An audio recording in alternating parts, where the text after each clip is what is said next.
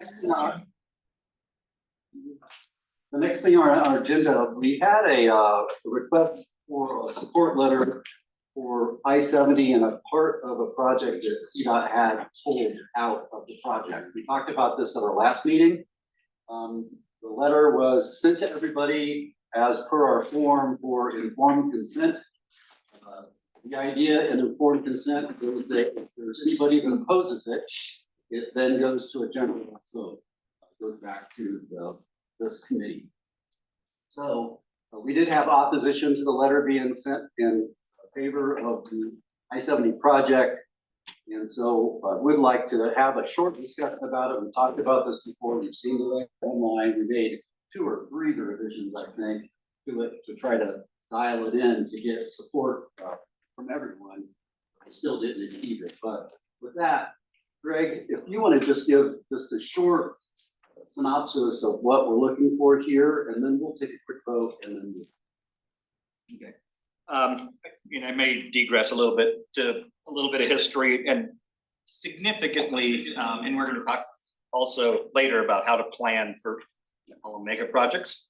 And mega projects, if you think about that, they're $100 million, $1 billion projects, and we have multiple on this corridor within this region. And when you start to do those, how do you deal with that and prioritize that project against all the other projects that we all are interested in? And so,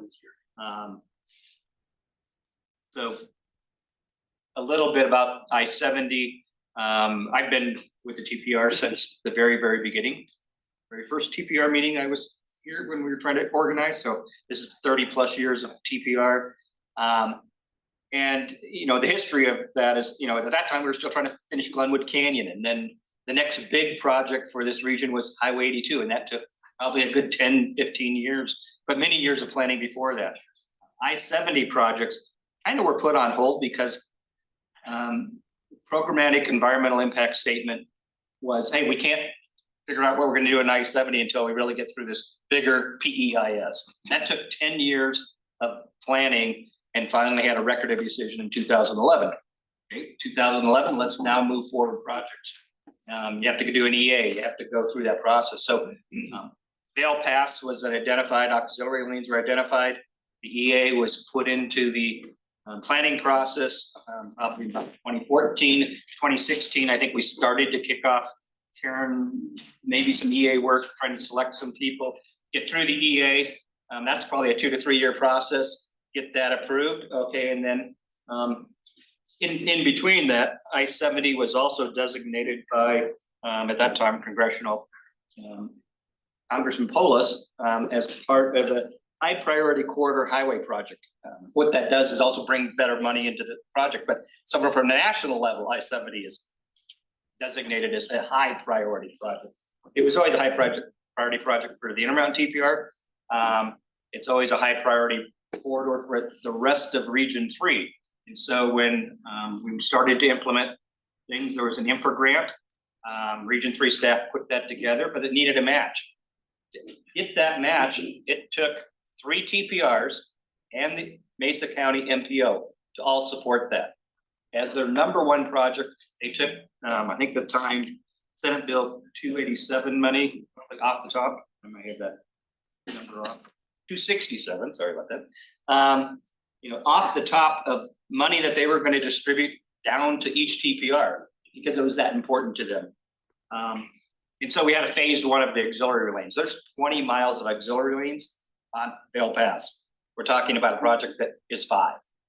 That project was split into 5 construction packages. The last construction package went to bid twice. And unfortunately, prices came up. CDOT staff was directed to cut some pieces of that. And now there's a construction package 6 that we still feel is part of the phase 1, the high priority that everybody agreed to. And so that was the letter that we requested to be sent is, hey, the Intermountain TPR, this is still the most important corridor. It's still a #1 project. It's still phase 1, and we support that. And the reason we're asking for the support, there's some opportunities here. The biggest one that happens every year is what we call redistribution of federal funds. Redistribution of federal funds is money that can't be spent within the federal budget across the whole country. CDOT is very good at spending their money. Some states are not, they get stopped.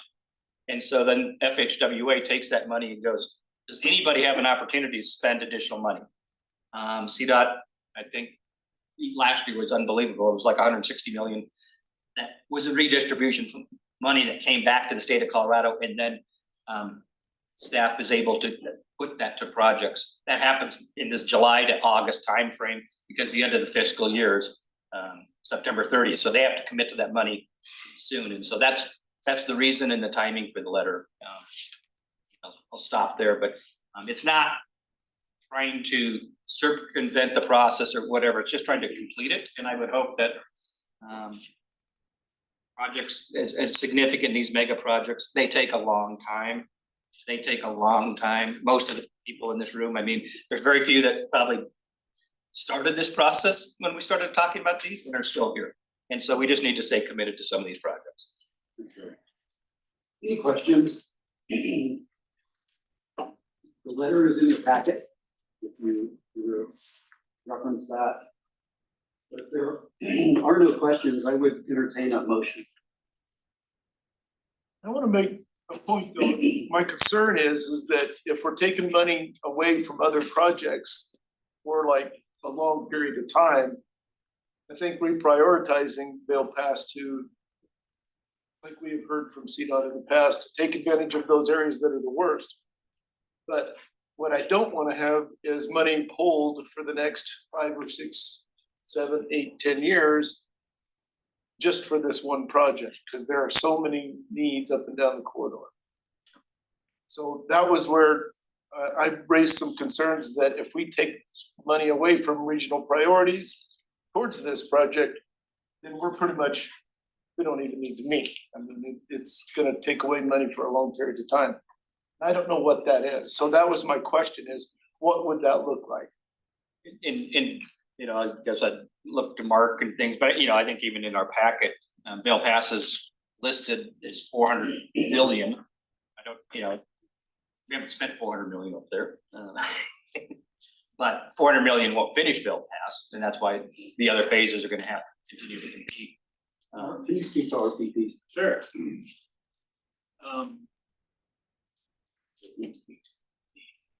Yeah, that is the tough job of this group, is get right down to look at tough decisions and priorities.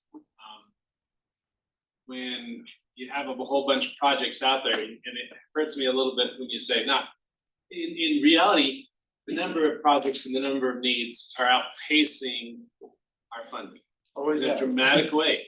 And so we're gonna have to, it's just a fact of life. We're gonna have to be looking at potentially postponing projects. I hate to say it that way, but it's not all projects are going to get funding. And that's a decision that we're gonna be making come January, February, March. But the priority still is, and that's where the MPO, Northwest TPR and Gunnison Valley was, their attitude is Vail is important for all commerce on the western slope and all needs. It's not just, and again, the job of a TPR is to look regionally, not parochial. Yeah, we all have our needs, I get it, and I'm here to listen to them all. But when it comes down to it, CDOT has to maintain and improve roads where the needs are kind of the greatest, and that's just a tough decision. So to talk to RPP, I have a presentation that was gonna be later, but if you want me to do it now? No, that's all. Okay. You know, and that's what I guess the message, you know, Brian and our other chairs that we've said is, these are such big projects, they're of statewide significance. They need to be funded differently than regional priorities and small projects, because there's not enough, you know, you can't even, if the money they give just to this region for a project, we couldn't do it in the 5 or 10 or the 20 year, the money that we distribute and prioritize. So we kind of like put the statewide significant project up here. It is our #1 project But let's go down here and discuss about money. And I guess that's kind of where my question was, is are we pulling it from what small pool we have to fund a big project that is of regional? We may be, and that's the tough decision. When it comes right down to it, we cannot fund it all with RPP. But, RPP is like this, But- that doesn't even hardly pay for mobilization on that project. but if it comes to last minute getting it out to ad, we may be going to every mattress we can find in Region 3. That's what we've been told to do. And that's what we did the last time and just really struggling to pull funding. Has that already been decided then? That this is a number one priority? That you're gonna go ahead and fund this project and do the last bit. To do the best we can. I mean, it is we have designed this, we're going forward. I guess So my when you question say that is, we've does decided, it even matter? Well, here's the Yes, thing, it does. we still have authority over how RPP is spent locally. So all this is asking for is federal and state funding to be designated through this project. It's not saying we're gonna match you with our RPP. We can make that decision later. Yeah, understood, but we do, our priorities are dealing with that overall funding and not just the RPP funds. RPP funds are actually not what I'm concerned about. It's more or less all of the other funding that might be coming. And frankly, if there is a big chunk of other federal funds coming into the state, it makes some sense to me to funnel it towards that. What I don't wanna do is take funds away from a project that's 3 years away that people are relying on trying to get to move this forward. But if there's extra funds coming in, why not? The hard part is 3 years from now, say we don't do anything, that project could be over budget. And then it only gets 3/4 finished. And so I think there's a couple messages here. You know about TPR is like, yeah, we prioritize these projects, we need to finish them. We can't be doing 3/4 and half projects. 2, we can't prioritize these mega projects. And even significant I mean, Silverthorne Interchange was another one that prior to the ROD was kind of designed. It was at that time a $25 million project. Yeah, it was part of the PEIS as a high priority interchange. Right, but I mean, now it's probably a $70 million project, Well, I don't and, think. and because, local matches and things like that. And the message, and Brian, you've been here a long, long time. The message from us has always been, these are big projects. How does the state see them? And we can't fund them alone. And we need that message kind of going back to headquarters and to the region and just saying, we've got some expenses here and it's expensive to build. We need to push back a little bit to say, these are our priorities and, let's. and How do we I get wanna that? say it is important to prioritize mega projects. Because if this TPR doesn't say these mega projects are important to us, then nobody's gonna look at those mega projects. And I'm not saying it's not important. But we may have to make sacrifices for them too. Understood. And Tom, that's, if we say a project's 3 years out and it gets bumped 3, 4, 5 more years, that may have to happen. I guess what I'm saying is I'd like to know what that looks like. I understand. Until Monday, we didn't even have a number. CDOT is concerned about what year does it happen? What's escalation doing? So you have a number? It's 60 million, is that right, Karen? And I'm assuming that includes the management of it too? So we're in the $60 million range? So I'd like to know, where's the 60 million coming from? That's where I'm coming from. And then what does that do to the rest of our priorities? Matt has a question online. Use his hand raised. Go ahead, Matt. Yeah, thank you. And I, just relative to what, Mark and Greg have been saying too. So the Vail Pass project was prioritized a long time ago. And at that point, correct me if I'm wrong, but how to fund it as a priority was not yet understood. And I think what's occurring is when we're talking about deprioritizing is saying because it doesn't have the funding we know it requires, we'll deprioritize it, which is sort of backwards from the way we do prioritization. Our prioritization is not what can get funded, because as Mark said, there is never enough money to do all the things we need done. But if you deprioritize it, to his point, you then stop looking for funding. And because a lot of our funding comes from outside of what we know as existing funding pools. So I think what we're trying to argue right now is keep it prioritized as it had been before. The reason for its prioritization has not changed.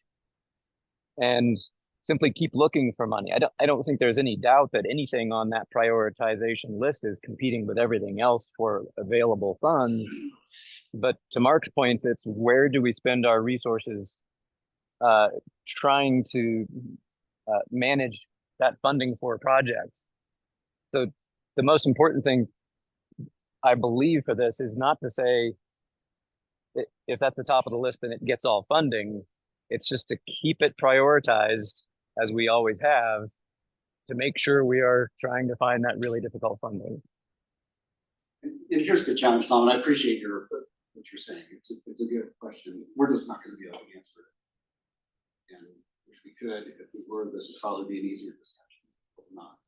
And it's hard for us to support it without understanding. Understood. And so, given that, any other comments, and I would like to have a motion. We've got a full day today, and I just want to either put this letter away and not deal with it, or send it on. So is there a motion? Yeah, and it's not so much the letter, it's that prioritization. I mean, we have congressional people and all that, and we're, scraping everything. And if the message comes from the Intermountain TPR, this is not the priority again, That's not what I'm saying. I understand. And all we're trying to say is this is the priority. And, It is still a top priority. Let's find money. Let's, do what we need to do. and I'm all for that, as long as I understand what it does to other projects into the future. If that extra money comes in, great, let's put it towards Vail and getting it done. But I wanna be careful that we just don't kick everything else down the road and put all our eggs in one basket. I mean, in Eagle County, we have in the plan 15 million for Dowd Canyon. Is that on the table? Do we switch that back and forth? Because there's improvements there too. That was another high priority, it's a high issue, but.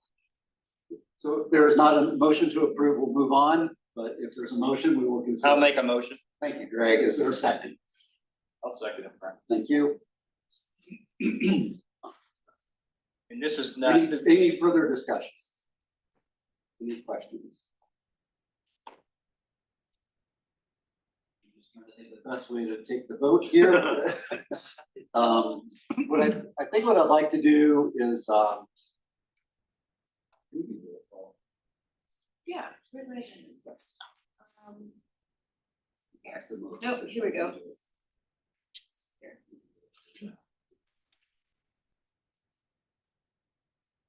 Summit County. Here. Are yay or nay? We're gonna do yay or nay. yeah, Okay, Silverthorne, Not as the letter is written. Town of Dillon, No. Breckenridge. No. Frisco. No. Blue River. Blue River, Keystone. No. Montezuma. Starkville County, No. City of Rifle. Keep that right where we are. Glenwood Springs, No. Silt, Yes. Parachute, Yes. Newcastle. Carbondale, Yes. Eagle County, Yes. Vale, Yes. Gypsum, Yes. Avon. Yes. Turn. Yes. Red Cliff. Town of Eagle, Yes. Pickens County. We have 2 yeses. yes, Snow West Village. Assault. Yes. Aspen. Lake County. I think someone online is from Lake County.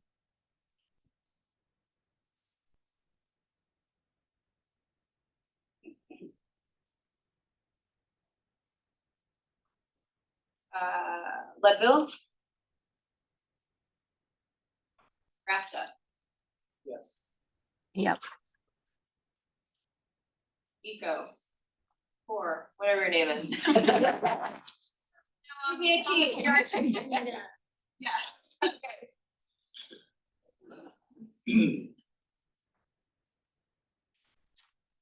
I am. Way more no's than yeses. I'm Way pretty, more. well, let's see.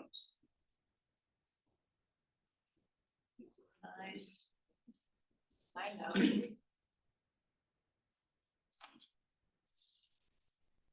Okay, we do have yeses. Yeah. Yep. The yeses are 16. 16 yeses and 9 no's for the letter getting sent. So we'll put this letter on and thank you for that discussion. It's a good discussion to have. I wish we had more information, make a richer conversation, but maybe we do think that later once we get into the 2050 planning process. I would love to see the impacts of that. If this goes forward. You may get to, What? you may get to. Yeah, that's a good thing. Well, next, we're really wanted to focus today on the kickoff of the 2050 planning process with CDOT. And we have Aaron Willis and of course Mark is here to kick this off. And with that, I will give the floor to you, Aaron. So Aaron Willis, you have me today, Marissa Gahan. Aaron is part of our team in the multimodal planning branch, and then Darius Packras, who is our division director at the Division of Transportation Development. Co-presenting parts of the presentation with me. Thank you. What a great segue into this presentation. I think it demonstrates just how important planning is, and I don't think we plan to make easy decisions. Planning is most important to make difficult decisions. I think we'll be getting into talking priorities and what you think is most important of the TPR as we go through this process over the next year or so with you. We'll go to the next slide. So today is really setting the stage.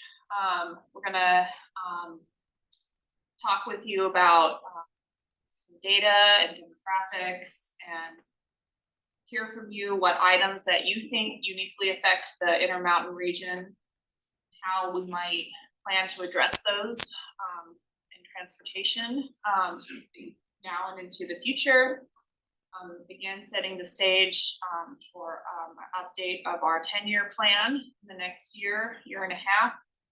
And our intention is to host 4 meetings with you with maybe some special workshops, as we'll talk about later, throughout to help you articulate to us what your priorities are.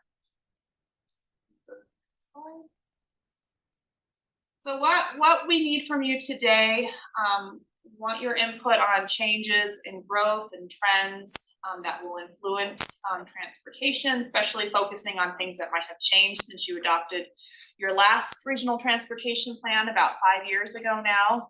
That would have been your looking out to 2045 for this plan, where we'll look out another 5 years out to 2050. Talking about how your goals and priorities may have changed or need to be edited or modified. We'll review data and talk about what focus areas things that you'd like to focus on for your next plan. And this is really important. We conduct these meetings with each of the TPRs around the state. They each, these all roll up into the statewide plan, so they're very important in informing our statewide priorities and our statewide planning. Slide. A little glimpse at our schedule. So we're right now here at TPR meeting number 1. We have a, CDOT is guided by a transportation commission. Our transportation commissioners will be hosting 2 rounds of virtual town halls as part of this process, and we'll be sharing any feedback that your commissioner gets for those town halls with you to help guide your discussions.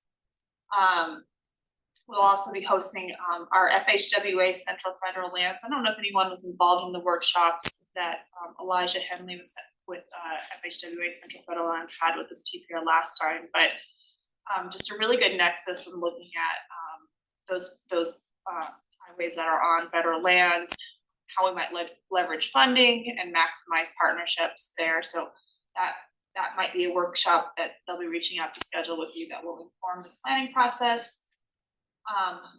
We will have another meeting with this TPR in the fall. Your next scheduled meeting, September, right? So at that meeting, we'll take what we hear today and have more of a focused conversation around performance measures. We'll finalize your focus areas and talk about your priorities, how we may fund them, and how we're going to measure success. I'm going to go to the next slide. Just to be clear, is the next meeting is October 18th. October 18th, yes. No. Can't believe we're already mid-July. So one of the things that we'll talk about later in this presentation too is sort of in between your probably the October, November timeframe as well. We're looking to host transit and active transportation workshops with each of the rural TPRs just to facilitate a broader discussion on transit and active transportation needs for the different regions, and that will help inform the third meeting that we have with you in the winter time, probably early 2025, where we'll really get into the project priorities discussion. We'll hear from you what your top priorities are, and then that will be what we use to write your draft. Help you write your draft 2050 plan. Hoping to adopt the 2050 plans, the statewide plan and each of the regional rural transportation plans around August of 2025. And that will allow us to update our 10-year plan, looking to update our 10-year plan by the end of calendar year 2025, so like December 2025. Go to the next slide. So today, the agenda is we'll first give you an overview of what statewide and regional transportation planning looks like and how it all will build on one another. One of the exciting things that Region 3 will share with you today is project accomplishments. We've done a lot in the last 5 years since you adopted your 2045 plan. So I want to share with you some of the project highlights and accomplishments that projects that we've delivered since in the last 5 years. We'll talk demographics, share some transportation data trends that we're seeing, give you an opportunity to look at your vision and goals from your last plan, and then share with us what focus areas you want to highlight for your next plan. We'll discuss a little bit about the public involvement and then next steps. A lot to get through, but we'll make it hopefully more discussion based than me talking at you the whole time. So next slide. Oh, next after this? Yes, this is just we're transitioning. I won't spend a ton of time on here, but really, I think planning is important. It takes us, the visionary conversations really do matter because they funnel down and that's how we deliver projects. So how does that work? We first adopt sort of those long range 2050 plans that gives us sort of the vision. And then from there, we build the 10-year plan, which I think most of you are familiar with, which is project-based, and fiscally constrained. And that gets us into our 4-year statewide transportation improvement program, the projects that we are funding in the next 4-year window. So that's sort of how these plannings all work together and I think Intermountain and each of our MPOs and TPR to play a really key role. Slide. So we have requirements that we need to do as we plan. We have state planning factors and federal planning factors. A lot of them overlap. We tried to organize the slide to show there's a lot of connectivity between the state planning factors and the federal planning factors. But we do need to think about safety, preservation, the environment, modal connectivity, air quality, land use considerations as a state planning factor, freight, transit, travel and tourism are just a few of the things that we'll consider throughout the planning process. We go to the next slide. Darius, I'm gonna hand it to you. So good morning, everybody. As Marissa said, my name is Darius Pakwas. I'm the Director of the Division of Transportation Development at CDOT headquarters. Our division does planning, of course, that's why we're here, but also has our environmental programs, our data programs, asset management, and research. So moving on to this particular slide.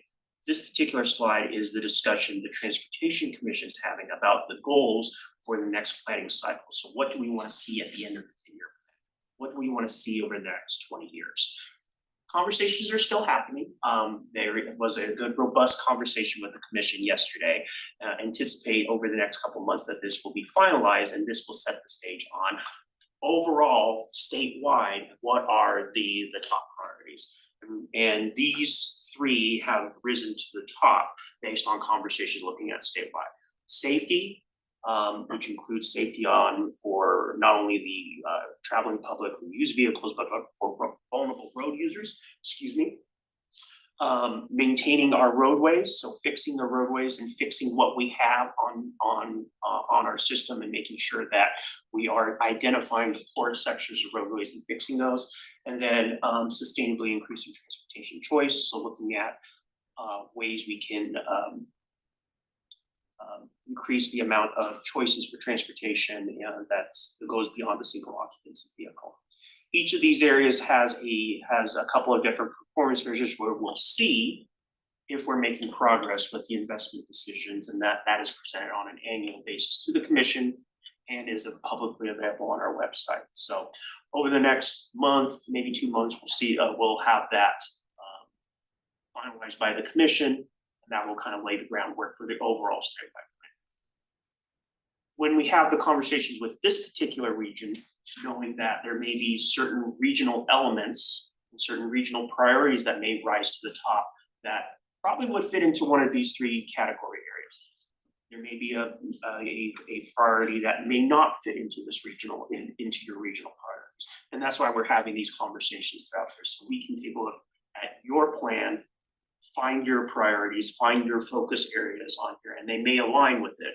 But from a statewide level, these have been kind of the three key areas that kind of transcend all of our regional boundaries. Next slide.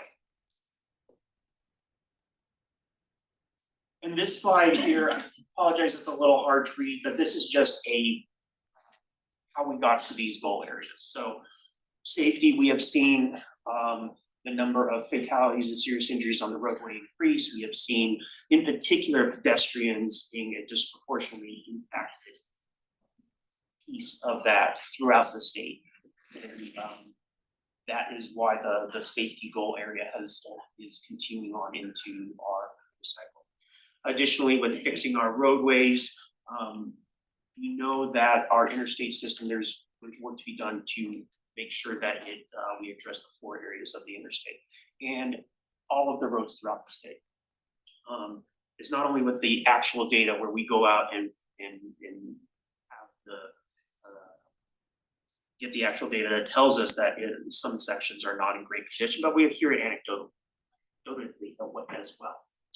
And then we have heard in numerous areas throughout the state that expanding transit options, and there's been a lot of talk about some larger projects on not only for bus, but also train projects throughout the state that are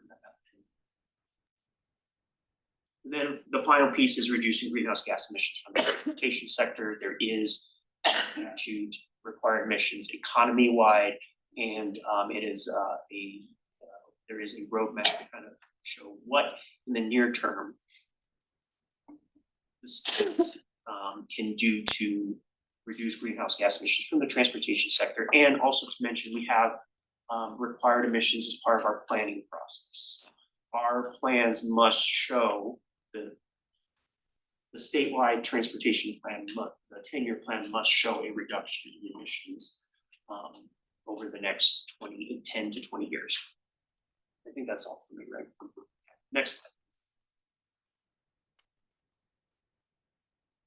And we also strive to make planning very integrated at CDOT, so we try to consider we have a lot of different modal plans, such as freight plan. We're developing our safety plan at the same time as our statewide plan, similarly with the active transportation plan. This slide is just to say that, you know, there's a lot of different planning areas that we work to integrate within the statewide planning. Areas just talked about greenhouse gas mitigation, that's an important one. We're held to certain targets. We do very much consider transit as part of our overall systems planning. Consider long range planning at CDOT, safety, of course, active transportation, freight, and asset management. Those things are a few of the really key ones that we try to integrate and balance, because that's we need to consider all those things together. We're going to be successful in our goals related to the things that Darius just mentioned. Next slide. I won't spend a lot of time on this. I already kind of talked schedule. Key takeaway here is we are trying to target August of 2025 for RTP and statewide plan adoption, and then pivoting straight from that to use that information to perform the update and prioritization of our next 10-year plan. Next slide. I'm going to turn it now to Region 3 to talk about I projects. sat too far away from the slides.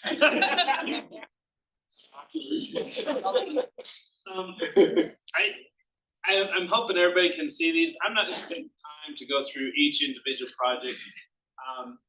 But I do want to highlight that we have completed or are in the process of actually moving dirt on several projects that we had in design in 2019. It is refreshing to see these efforts go forward, to know that it's not just standing in line. We do get things, you know, things do get accomplished as time goes on.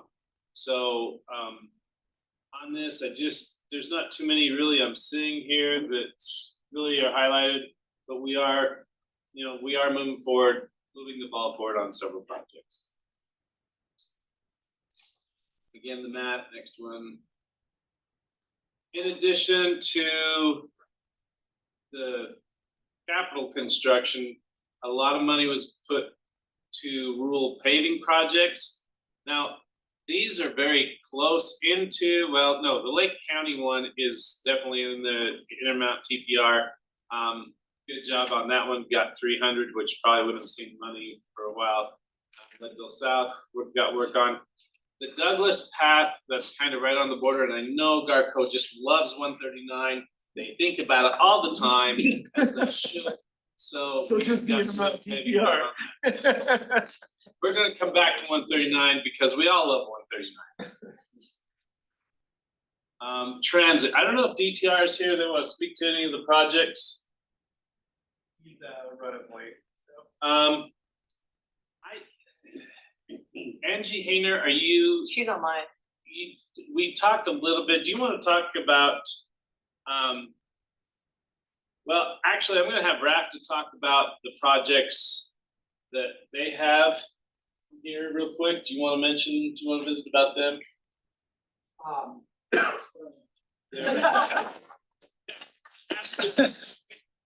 And the one over here.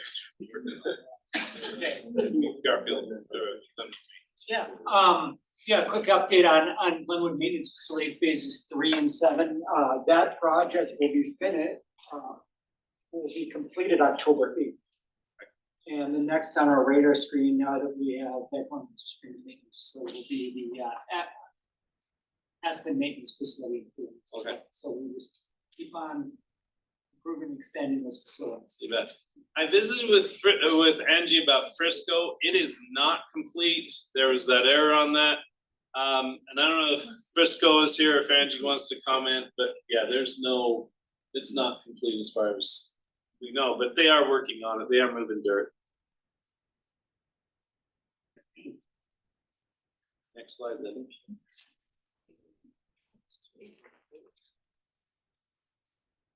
So this slide is important to me, especially after the discussion. Not only are we moving dirt, but we are very focused on design, on other top rated projects that we are looking at that were prioritized by this group. Again, Vale Pass, we have obviously a project shelf that we're looking at and some other things we're looking at. I-70 Glenwood Canyon, critical asset. This one, again, big project, 250 million plus. The Glenwood Canyon is going to be needing, you go through there, the rail, the roadway, a lot of things, but we are in design on that. Exit 203, interchange improvements, that is in design. Dowd Canyon, again, we look at that, there's always safety issues on Dowd. We've done some efforts on that, but we don't have anything currently in design unless Karen wants to contradict me or whatever. 24, we're always looking at improvements on 24 between Minturn and Leadville. And then the I-70 interchanges in Garfield County. We are moving on construction on the new Castle interchange, but we always kind of look at Silt as the next one down the road. Then there's the other two, our lovely Douglas Pass that is in Summit, or it is in Garfield County. We do have a grant for about 10 million on that, but we're gonna have to come up with 10 million more.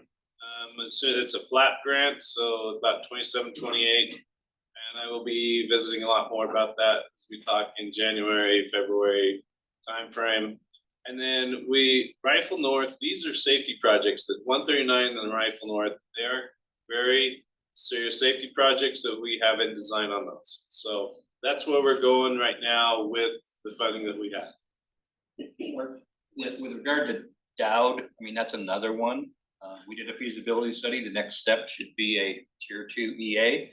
And that one somewhat has been shelved also because We're hoping the it's- extent and yeah. you can go in through and do little safety improvements, but to move that big project, that one.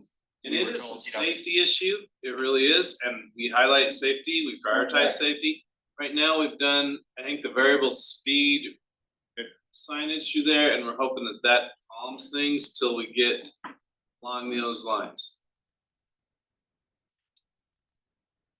So, yes, thank you, that's exciting, good, okay. Turn it back over to DTD. All right. Yeah. So I'm gonna go into some demographics and data. I'm gonna go through this pretty quickly. The purpose of these slides is just to kind of get you thinking about some trends that we're seeing just from the data, but of course you guys know your areas and can provide stories and background that will enrich this. So I'm gonna go through this quickly, but please chime in with anything you'd like to say as it spurs thoughts and conversation about transportation. So in terms of population changes from 2018 to 2022, this slide just shows growth by county in the Intermountain TPR in that time period. So overall, you're seeing some growth.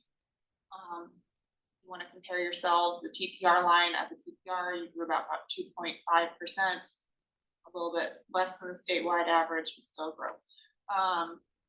Next slide. This shows just as a cover chart format, the population change by county. Next slide.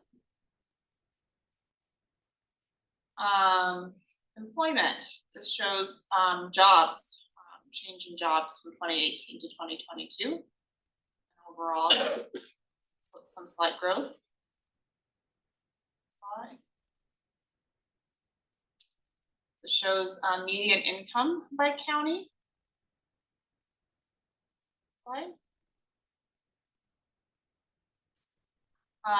Poverty level, percentage of people living in poverty by county.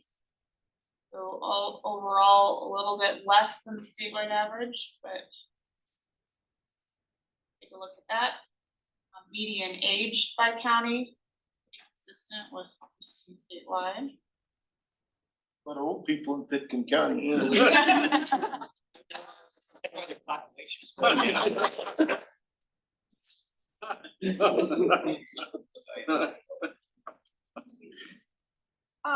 is a map that shows disproportionately impacted communities. Remember, if you recall, I had that slide that showed the state planning factors and the federal planning factors. This is one of the state planning factors that we are required to look at.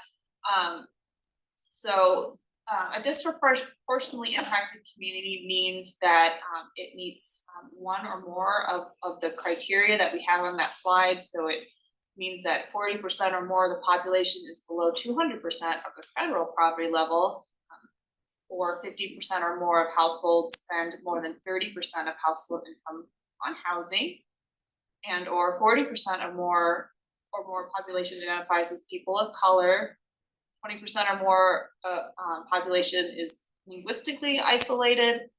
50% evidence of a history of environmental racism. The community is in mobile home parks. This is based on census tracts, so that's why you kind of see some different shading. But What does the shading mean? Yeah. so let me pull it up on my screen since my vision So could be better. The brown brown. is, there you go. Yeah, so the brown is the disproportionately impacted communities, and the green is not a disproportionately impacted communities.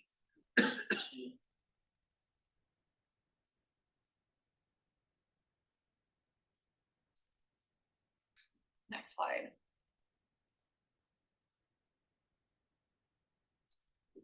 This shows demographics, so different race by county.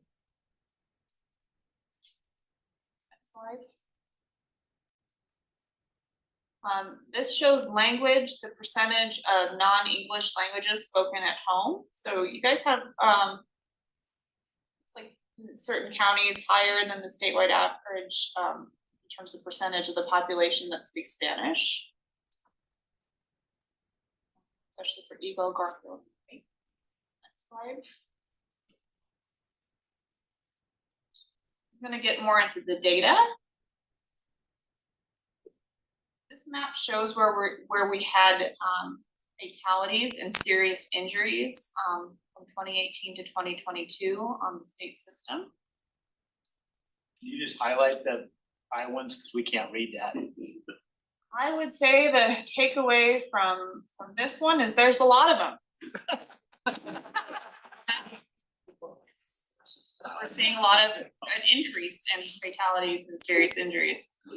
I mean, it's the whole. Yeah. across the whole It's area. basically saying that there is no roadway that's immune to potential safety issues. We have seen that just about every single roadway, I mean, the biggest roadway on there is I-70 that goes through that, all of the roadways have had some sort of incident over the past 5 years. Go ahead, Mark. And not, was passed. yeah, not that I really wanna pause, because you guys are doing a great job. But is there a better way to show this particular slide? Is there, kind of, a heat map or something in the future? And as we go into the next, one of the things I really want everybody to kind of be looking at, when we go into meeting number 2, if there's certain data you wanna see that will help make decisions in meetings 3 and 4, now's the time to tell BTD, because now is when they can actually make these adjustments for meetings 2 and 3. And if you look at these slides, and again, right now we're just laying the foundation for planning, and a lot of you have been here, understand this. But if there's a better way to show it, tell us. Is there, are these normalized against like miles, Or traffic. or, yeah, some sort of, Yeah, I can't even make it big enough for people to see. So I think the question is, these are just specific points, so the location of where the incident happened. I think normalization against some sort of other criteria like miles traveled. Then I guess the other question is, red an accident blue a fatality or vice versa, or? Red is a fatality and the purple blue is a serious injury. I think a heat map would be helpful for this, to see where the majority, there's one area that has a really high frequency of fatality, I think I'd like to know I that. think we do have something kind of like that in the next Okay. two slides. Why don't we go to those next two slides? But yeah, first, the next slide shows of that, where the vulnerable road user fatalities and serious injuries occurred.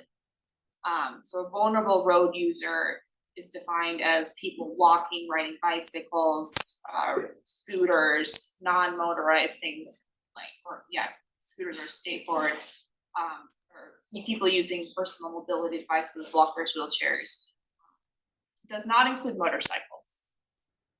But so this map sort of shows you where those fatalities and injuries that involve a vulnerable road user occurred.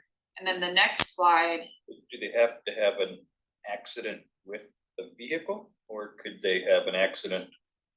By themselves? It would be involving a motor vehicle. Yes.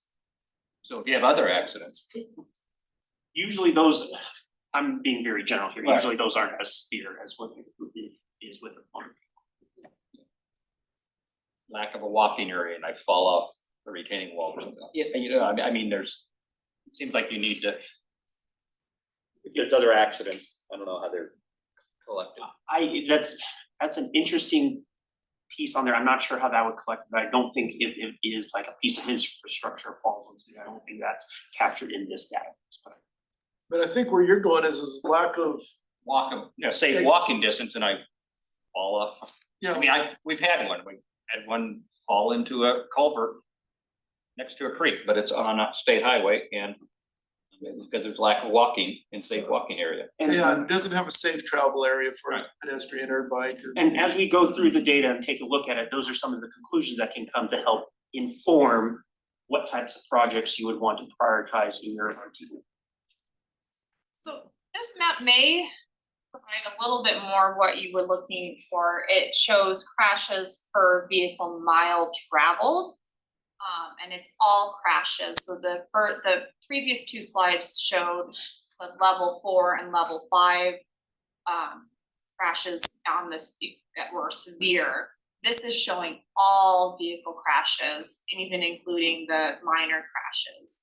But it again shows crashes per vehicle miles traveled. So I think the more that it shows them is what I'm interpreting that correctly, Gary. Can you also, when we see this in the future, like the UI is, Scott brought that up, is that's an interesting thing to do because that's an abnormal situation, hopefully, for most people, that the cause of the accident could be due to circumstances outside of the roadway environment. Such as wildlife. Well, I wouldn't rule wildlife out of the roadside environment, but yeah. In generalities, absolutely. So we are required to report all of this data to the to NHTSA, and we can slice and dice the data on here. And as Mark said, being able to get your feedback on what's important in your region so we can provide that data. One of the things that we're doing as part of this process is making all of this data available publicly, so that way you can do your own analysis outside of the meeting, because we probably won't have time to do all the analysis in even 3 hours. So having that available, taking these layers, putting it into a GIS system and making it available for you. In fact, we're actually using the tool and improving on the tool that was used for the boundary study, since a lot of that data is probably going to be similar to what we had there. Serious. So the next slide. Speaking of wildlife or wild animal crashes by county, we have a dashboard at CDOT. There's a link in the presentation. We just tried to pull a snapshot of what we're seeing in the Intermountain. I would think we're gonna be the highest of anywhere. It's pretty high. But yeah, I would definitely encourage you, just going on what Darius was just saying, we have a lot of data at CDOT, and we can slice and dice it many ways, take many hours looking at different things, but I would definitely encourage you to go to this dashboard if you want to see more Does the information about that. dashboard show and, where you actually have wildlife fencing and where you don't? Or is it just data and, How effective are those? Yeah. right, keeps them out, but once they get in, they're dead. No, I turn back on task too. It's an interesting question, but we'll see if we can find an answer to that. Okay, next slide.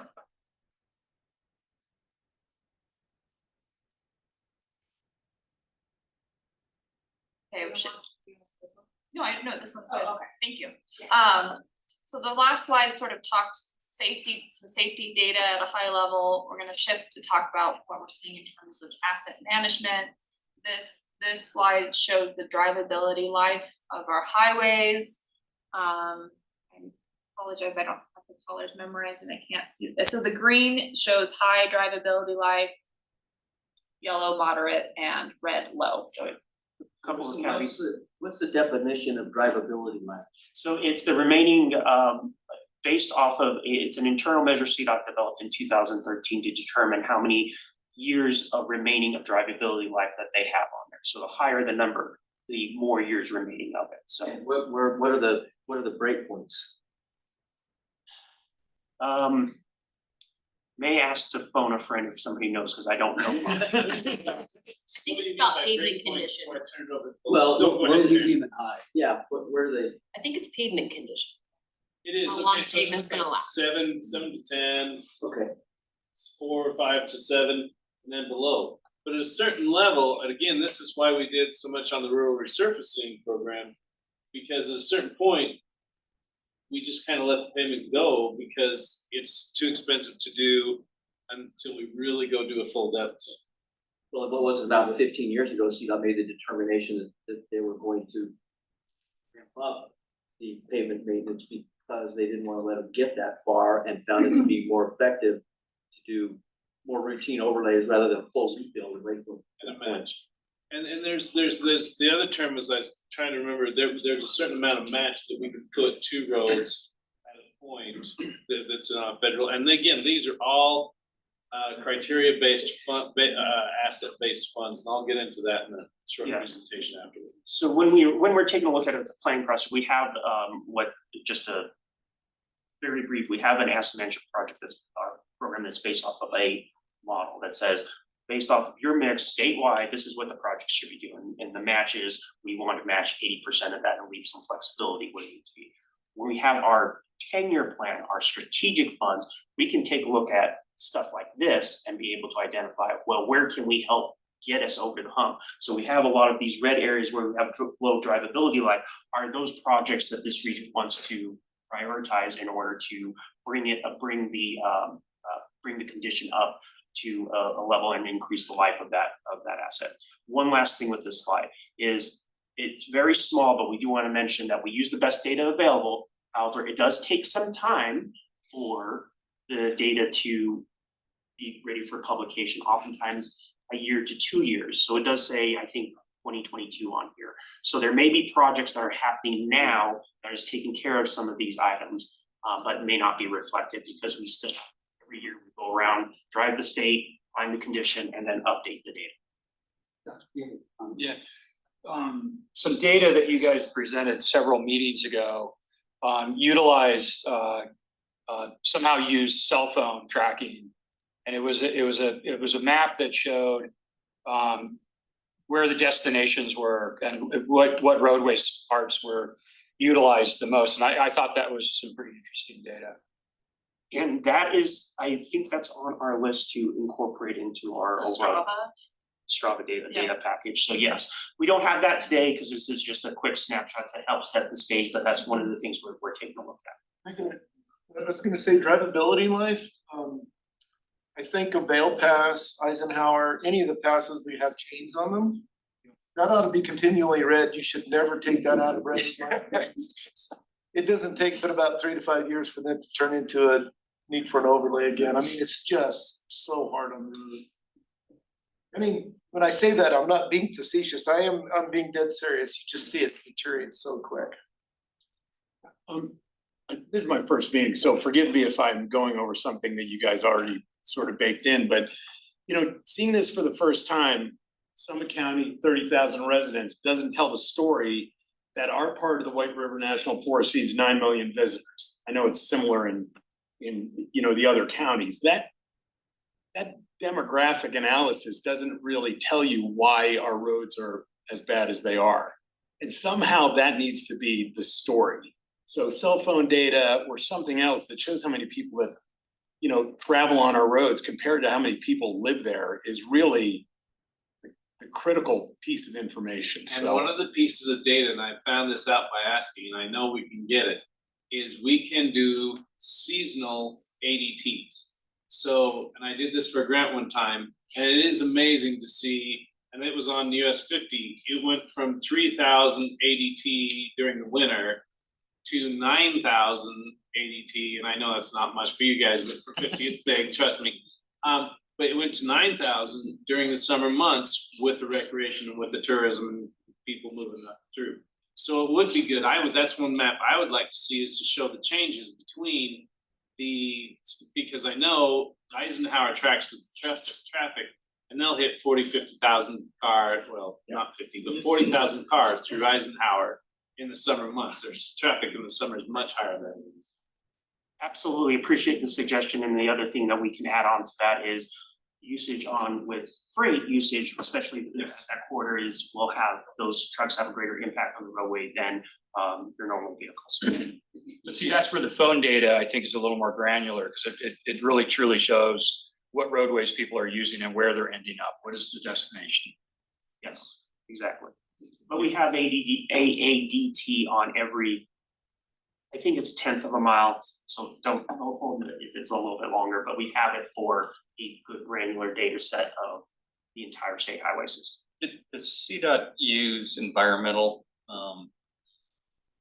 issues and mostly weather conditions, across the state? Because your freeze thaw, your spring blowout and things like that.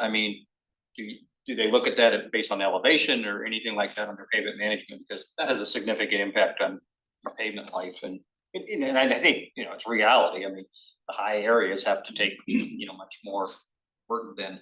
Well, they get a heavy plow drag across them, 3 or 4 times a day.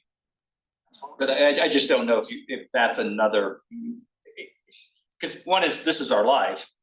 What's the predictability that, do certain roads wear out faster than others just because of some of the environmental impacts, and we deal with it all. We all have high mountain passes and roads and frozen roads for 5 months out of the year. And I can't speak to the specific of our predictive model. However, I will note that we do have extensive weather data because we have meteorologists on site who, not on site, that work in the department. They don't work in my division, they work in our maintenance division, because it's important so we know when to get the plows out there. But that's something we can take a look at.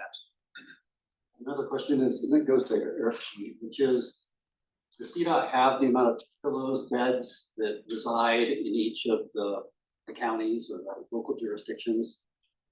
Do you know how many visitors are coming to Summit County, for instance, on an annual basis versus their population? Assume the visitor level is much higher than Other counties, their- yes. their population.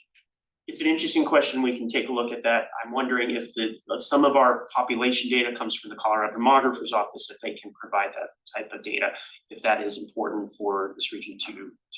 I think it is, and I'll just, Picking County, 17,000 residents, we have 54,000 people that are there right now, probably. Mark, I'm sorry. I was wondering, when we did the boundary study, I thought there was a couple of slides in here that talked to that specifically. I had forgotten about that. Thanks for that. You might be able to pull it. Vehicle miles and truck vehicle miles traveled in that study, and Yes, tourism dollars, if I'm not mistaken. But I think Eric's right. The White River National Forest has data about visitorship to each area in each other ranger district. And that, I think, could be helpful to understand where visitors are going and not going, and we kind of got to that data in a roundabout way by looking at sewer treatment. And so that's one way to kind of gauge if you know what the average daily use is, see what your dischargers are doing. You can kind of gauge not only your resident population but also your visiting population. Yeah, you know, when COVID's hitting. The Colorado Tourism Office also does annual research. It's readily available on their website. It's broken out by county, so that would be another good resource. You know, I mean, the other question are the statewide model. I mean, we will not have the recreational side of their statewide model complete with the data by the time we finish our planning process. And, you know, that's always been the issue. And I know they're getting that. And some of that is where's your activity and using the cell phone data. And that is much more part of that model than the old model of work and home. Because work and home doesn't really tell the story of what's happening in the IMTPR. It's home somewhere else and they're traveling through or to us for other reasons besides work. So, Thank you. so you know, it's a broken record, but I know they're working on it, but it's been, you know, requested for the last 25 years. Why don't we go to the next slide, which I think is similar. Bridges and culverts. So this, Yes. this shows all of your bridges and culverts in the Intermountain TPR. Won't spend a lot of time on that. For the next slide.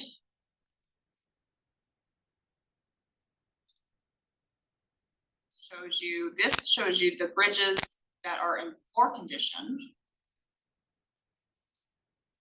And next one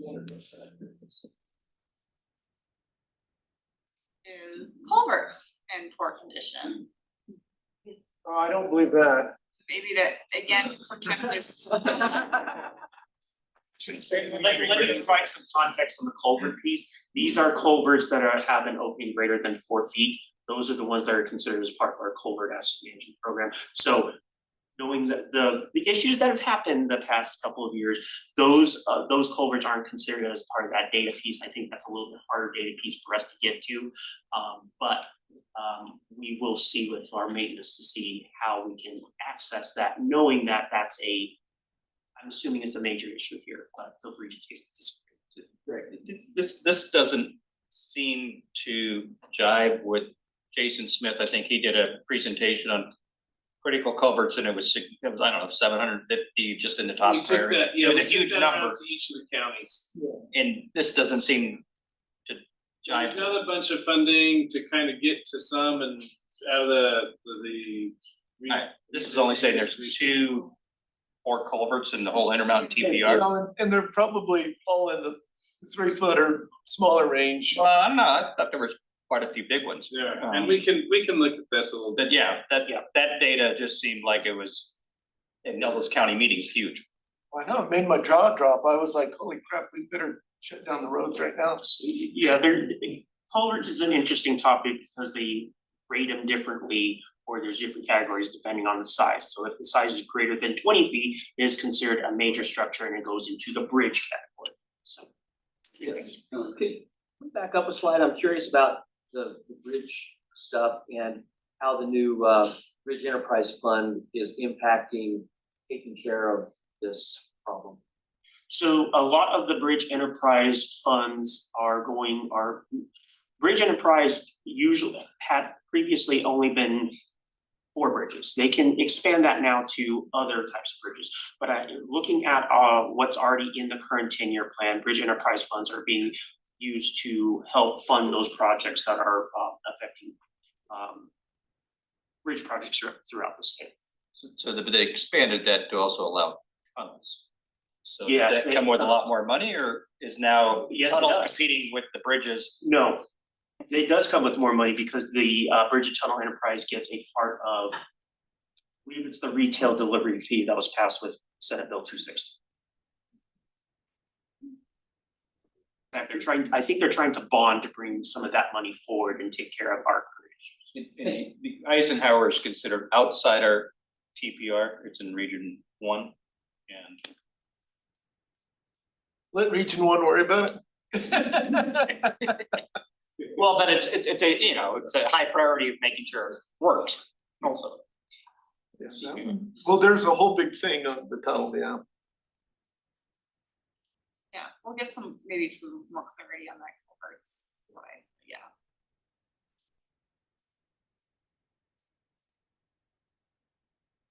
Just checking up, sorry. So this slide right here, we have it on here, it's probably going to be duplicative with the first slide. Reason we have it on here is because there is a national performance measure that's slightly different from what we've used in Colorado. It is imposed on all of the states, and we do have to make sure that our interstates meet a certain core threshold. We have to be below 5%, otherwise there's funding restrictions for the state. And so this this gets into, in fact, it probably mirrors that other slide probably fairly closely. And you can take the same criteria and apply it to any of the roadways. So I don't think there's any additional information we get from it, but we did have that in there because we want to make sure that we stay below 5%. And if you're wondering, our interstates are at 3.3%. Is the piece in Garfield County, is that the concrete section? Yep. Yeah, and that's the one that's really kind of needed help. Can you tell me what constitutes the metric for these assets to be classified as poor? Yes, they use a combination, so for this particular measure, it's a combination of either rutting or faulting, depending on if it's asphalt or concrete, percent cracking on the roadway, and the International Reference Index. If two of those criteria are in poor condition, the segment of roadway is considered poor. And what about for the bridges and culverts? Bridges and culverts, they are measured on 3 criteria: the substructure, the superstructure, and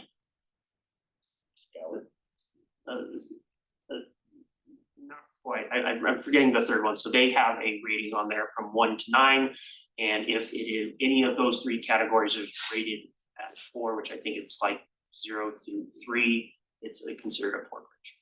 So if 3.3% of the state is poor, what is our IMTPR's percentage that's poor? Don't know that offhand, but we can find that Can you out. find out? Cause that looks like more than 3% on that. He Just was saying guessing. the interstate is Yes. 3 point something%. Just the Not interstate, the entire state, but just interstate. just I-70. The I interstate. mean, system. interesting to know what percentage.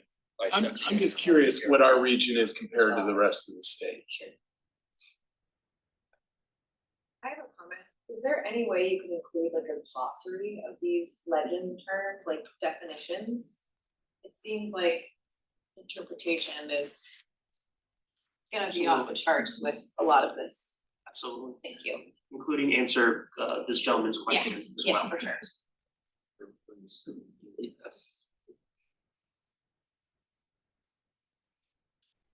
Yeah, Eric just made a good point to a bigger TV because he just told me that he's looking at that like a pig looking at a wristwatch. I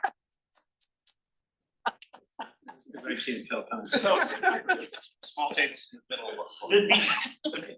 These are snapshots, of course, and we want to be able to not only provide, we don't want to like print out hundreds of maps and pass them out, but have it available online so that way you can take a look at specific areas and dive deeper into the data than we could in a 1 to 3 hour meeting. I think that the boundary study map that we produced, we're gonna repurpose largely for this. I think you have, when you are able to turn layers on and off, it will have like a glossary and show you what that data and what it means. And a lot of, maybe not everything, but we can supplement it and if there's things that are missing. Right, our next slides focus on mobility and transit. So George Gromke from Yeah. IMTPR is Hi, here. everyone. I was hanging out at Eagle, so it was a little late. But yeah, George Gromke with Division Transit and Rail at CDOT. And so, yeah, for this first slide for the current state of transit. So what we're working on here is basically mapping out a snapshot of what transit looks like in the mountain region and of course outside of those boundaries as well.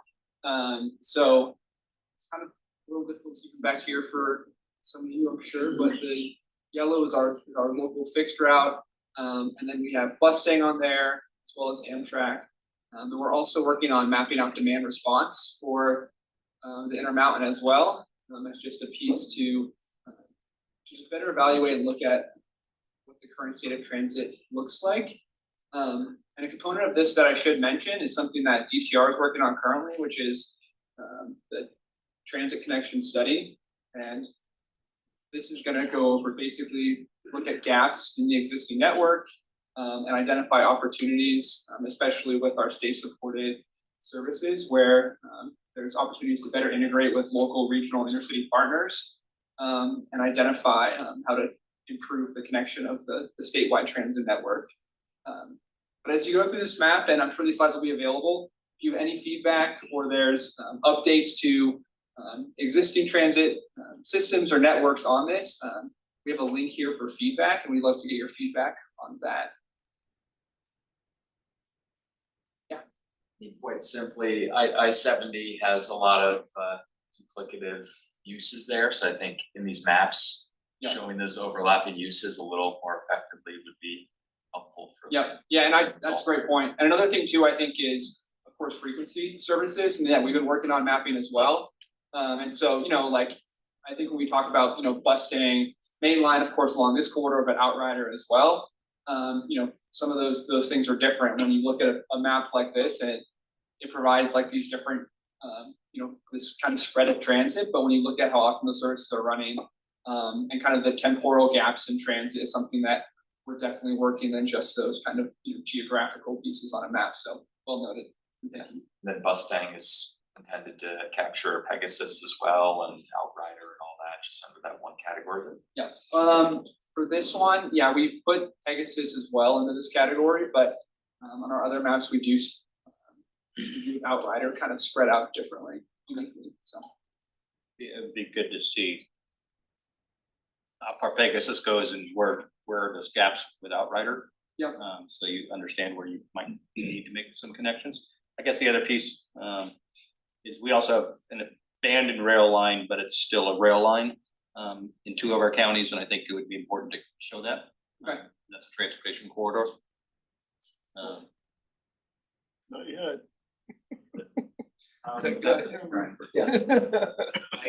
It would be interesting to see this as well, along with those seasonal BMT numbers and seasonal ridership numbers, because we're doing a great job of moving employees and residents, and that's awesome. But how well are we capturing choice riders to flatten that curve of BMT? It'd be interesting to see or be focused on that.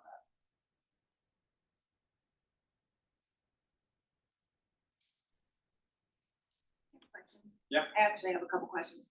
So one of the things I've been hearing about at a state level is the governor's initiative for some rail coming from Denver to the Front Range.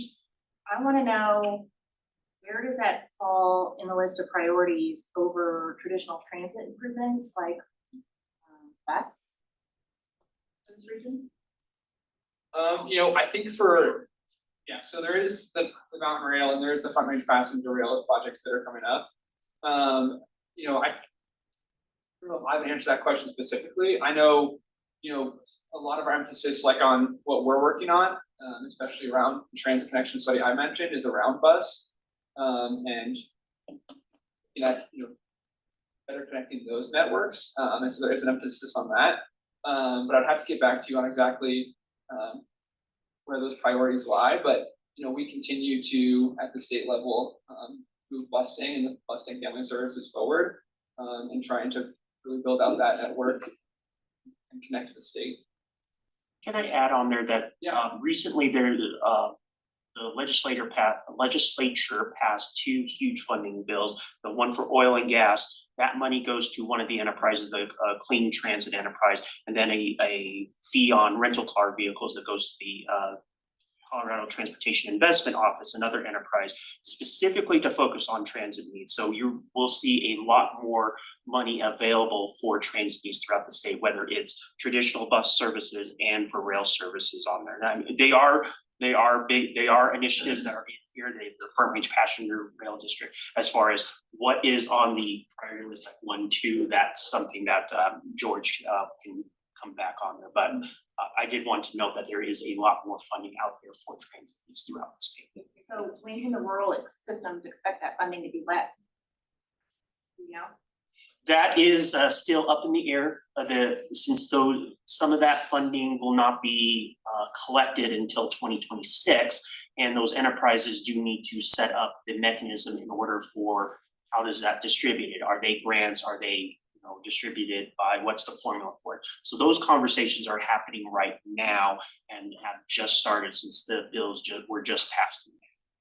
And I know there's current state of transit, but Mountain Rail is a good, Mountain Rail does also come through and then take off their state bridge, so it would be important to at least show that. And is that an impact or not an impact to our region, and do we use it or don't use it? Yeah, and that's, for Mountain Rail and for Front Range Passenger Rail, which is a little more defined in those exact station areas, but for Mountain Rail, for those markets, that's something that, we're tracking, and, we're definitely including in the transit connection study as a piece of what it looks like for the future and those impacts, so we'll know. And I guess the issue is that this is gonna be a 2050 plan. There's also this AGS or something in the Well, you had to say that. DEIS, so if there's money out there, there should at least be some planning and continuing to understand that and what that does it look like. At some point, is that going to be financially viable? I mean, Part of the record of decision, so It is part of you need to understand that and study it more, and so. and so is bus rapid transit. I mean, so those are the types of things though that as a priority, how do we prioritize those in our area? Frankly, we shouldn't have not done a toll road. We should have made a bus rapid transit lane and we would have been in good shape. That's just my opinion. Details.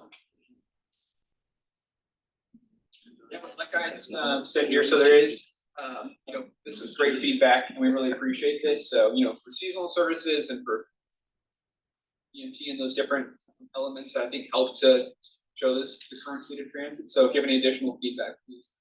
We'd love to hear it. You capture the private sector providing transit service. Because there's quite a bit on this corridor. And if they quit doing it, it would put a demand on us, or is it something that we need to? I think what we do. Do you have any kind of database at all? For the private, we've been tracking, especially for shuttles and charter buses specifically, is something we've included. But some of the smaller ones is something that we did exclude. So talking about, like Ubers or Lyfts or other those kind of transit. But when you say like, other like Epic that runs like bus shuttles to and from like DIA, for instance, is something where, I think there's definitely. Right, but it's also connecting back to all the other airports. I mean, the Aspen Airport, Garfield Airport, the Eagle County Airport. There's a lot of shuttle service in there too. And should we? A bus rider who rides from Eagle a lot, not me, but live with one. There's a lot of luggage also that comes on that bus, before bus. And just trying to understand what that demand is and if you increase service. Connect people. Thanks, Greg. And then this slide, so this is the per capita transit ridership by region. Far back, but see exactly for some call outs specifically for this one. Are you gonna send these out to us? Yes. Yeah, so we can. I just got this, Cool. so, yes, I'll send this out. Cool. Yeah, so it'll be sent out, but yeah, feel free to go through this and see this kind of breakdown too within the region, so. Could you also include any bus staying ridership information in here too? Yeah.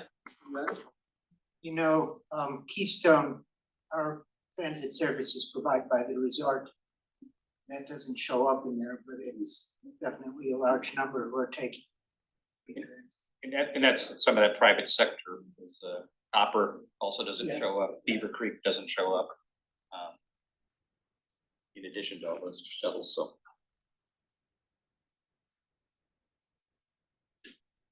Let's go, in the interest of time, while we go on to the next slide. Yeah.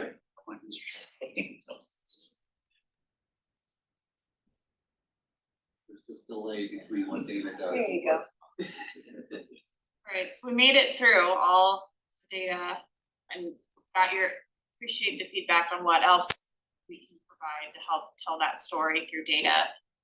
But wanna hear just more discussion, thoughts from you about what changes are you seeing that's influencing your region and travel patterns, economic changes, growth in tourism, especially hearing a lot of that through this conversation, demographic and income changes, housing cost burden, growth patterns, etc. Want to hear from you about new or planned centers for housing and jobs, if there's major employment facilities, retail, community centers, educational facilities. Where are your existing and emerging neighborhood centers, and especially thinking about where transit, getting off that transit discussion, where can transit connect to these housing and jobs? So when do you want this and how can we give it to you? Because if you're asking for it now, we might be here a while. It's a good point, and I think what we're planning to do is in this and with the vision and mission is follow back up with a survey, knowing that we only have limited time, but there may be other considerations that you want to provide us, and we can help gather those and provide a summary. So you can always email me or Dana, and we can gather the information and feed it back to DTD for future meetings or whatever. So in coordination with some of the other TPRs, for example, Steamboat in the Northwest, they have to travel from Denver through our TPR to get to it would be really nice to know what they're expecting as well. Yes, absolutely. Because we have to deal with it. Absolutely, and that's why we would want to take from the regional plans feeding up to the statewide plan. We are actually having the Northwest TPR meeting next week. Yeah, so they have to travel through the TPR to do what? Well, they gotta come, if you're coming from Denver to anywhere in the Northwest, you gotta go I-70. Well, you could drop down on the other side through Berthoud, that doesn't drop into the Intermountain TPR. Well, I guess you're right, but nobody likes to drive Yeah. Berthoud, that's for sure. Well, it's there, it has significant traffic, you know, 40 goes all the way through. I would love if more would drive Berthoud, but Yeah, try driving over to Winter Park on Friday or like Yes, Mr. Chair. Yeah, so do you want to dive into this or not? Because How about it's- we'll just present the slides on the questions and we'll follow back up on with the survey and emails to Mark's team. Thank you. I do have one question on housing. I think we've got two very large housing projects that were approved, but with a significant reduction in parking. And just understanding if we're gonna continue to do that, what may be the impact of transit and how you may be seeing that, you know, and maybe we know more locally than you, it's a little bit newer for us, we're concerned. But just if that's, you know, transit oriented development, less parking, pretty good models in the urban area, a lot less models in the resort and areas, and so just if there's any data points or other places in the country that you could kind of bring that back and go, that, yeah, it does work or it doesn't work, because part of the issue is, yeah, you can ride our transit, you go to your job 95% of the time, but when you not working, I want to take my vehicle. The reason I live in the area is I want to go out and, you know, recreate, yeah, so I need a car.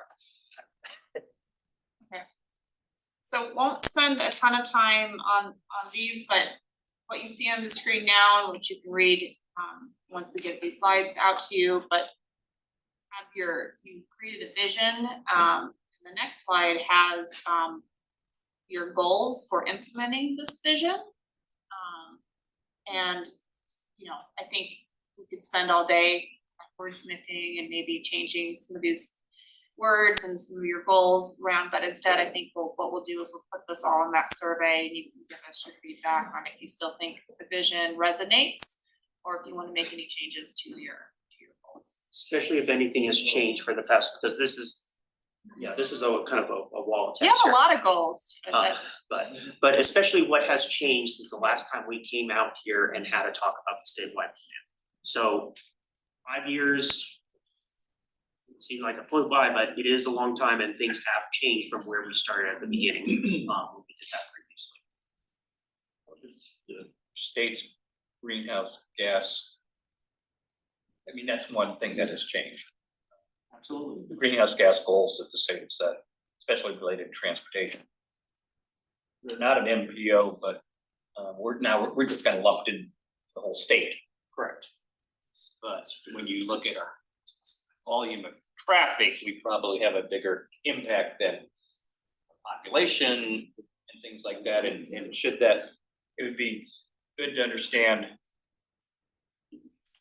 Are we gonna be looked at differently, or are we just still lumped within the state, or how, how that works, because it could influence, I guess, some of our priorities. So at a very high level, you're lumped in with the state. The entire state's 10-year plan outside the NPO areas are considered for I think it's a 1.5 million metric tons reduction in greenhouse gas emissions by 2030. And it's the entire package of projects that are considered, not region by region unless you're in. Change, I mean, or we have some high priority. As far as the actual rule goes, no, I don't anticipate any change in that. My predecessor spent a lot of time with this, and it consumed her time, and probably not anticipating any potential changes. I mean, that's 2030, but we're doing a 2050 plan, so I'm just trying to understand. There's targets for 2045. Okay.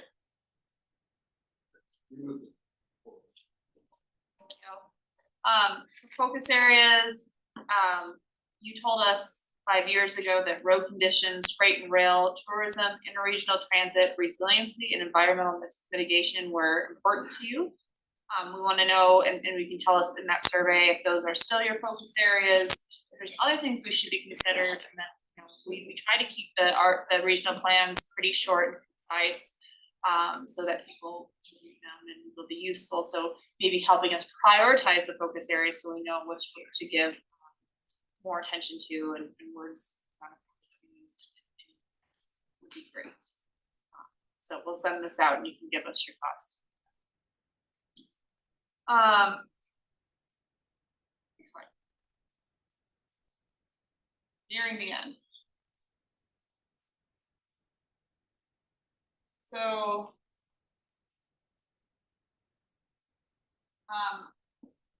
couple things coming up that will also help feed into the statewide plan. As I think I said earlier, we're developing or updating our strategic highway safety plan. That will have that will be a really key piece of information that we integrate into the statewide plan. We'll be using all the same data and looking at all the same trends between both plans.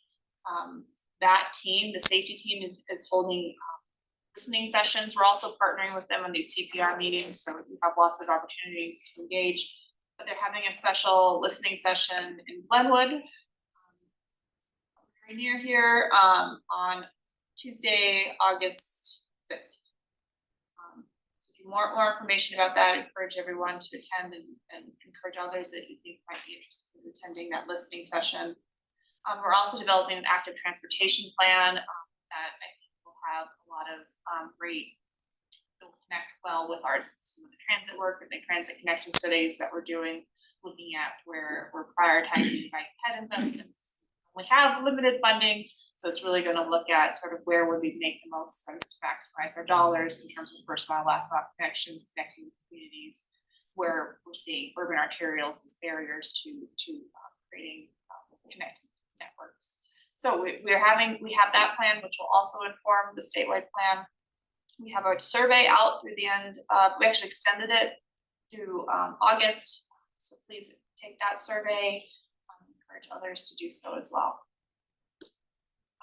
Next slide. Will your listening session have an online component? It will.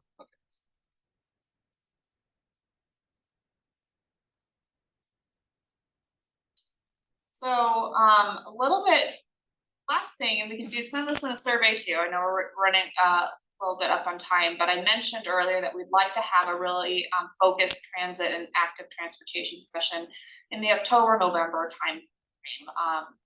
You know, we wanna really kind of dive deeper into the pressing issues and needs in your area, discuss integration of the services that CDOT is providing in terms of transit with the local regional needs, and needs that, you know, serving or by the other transit agencies, and this includes both transit operations, capital needs, and to again maximize our limited dollars. And then active transportation again will come into there, looking at priorities for active transportation, bike ped, to perhaps connect with the transit, neighborhood centers and housing. So I think we're going to need about an hour and a half or 2 hours for those sessions, and we'd really like you to help us encourage not only TPR members, but special interest stakeholders like transit providers and perhaps bicycle pedestrian advocacy groups to attend those meetings as well. So just some options to consider. We could piggyback this on top of your October 18th TPR meeting. We could look at doing a virtual meeting or any other thoughts you might have on how to best facilitate this discussion in your area would be appreciated. Any opinions on that? Direction you're on, when they address this. And we can, of course, once we send it out, get opinions if we don't have any today as well.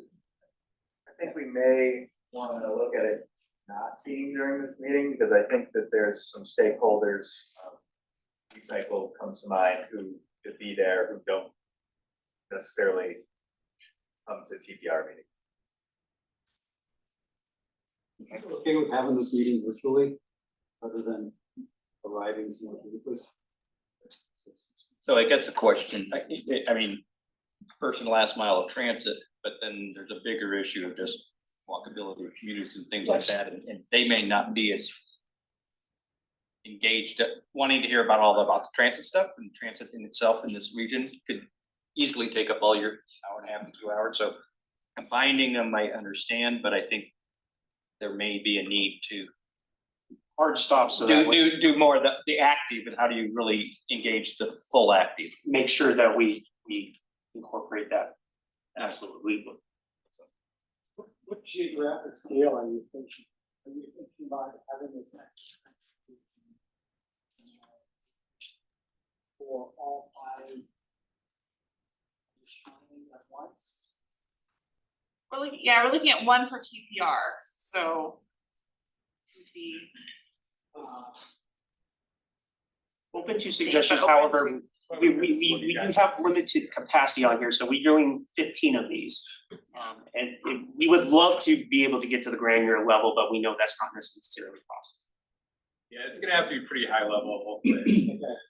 But we wanna send some materials to get everybody thinking and understand what the priorities are ahead of the session, so that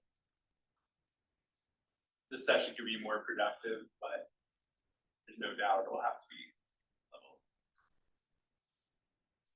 So in the future, I know there's calls today, active transportation grant.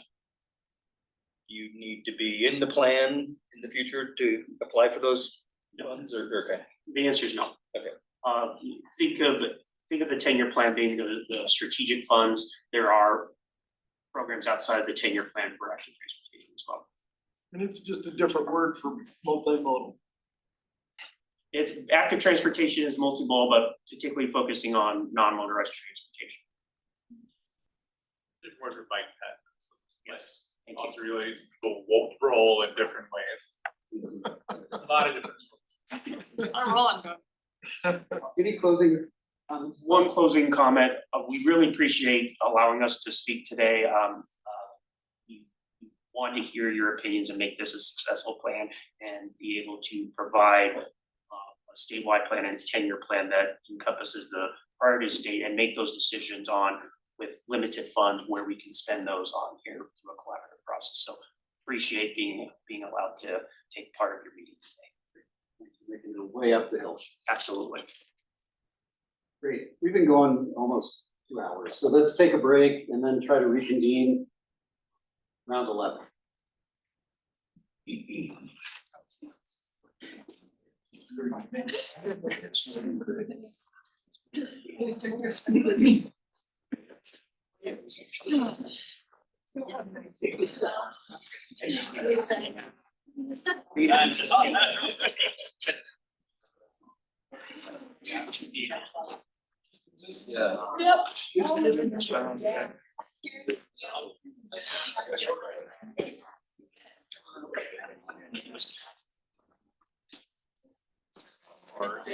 Pull myself together.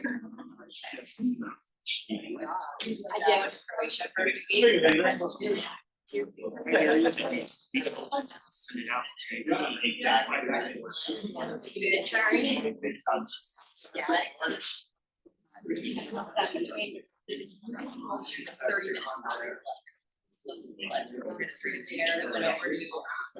All those notes. We need a follow-up. Oh, that's good. We'll need a right.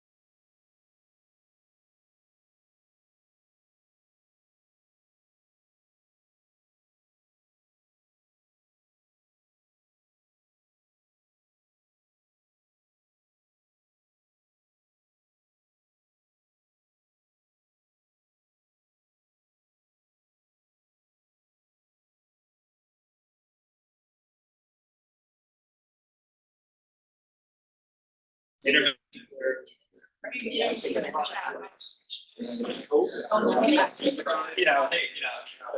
it was actually, obviously a redraw.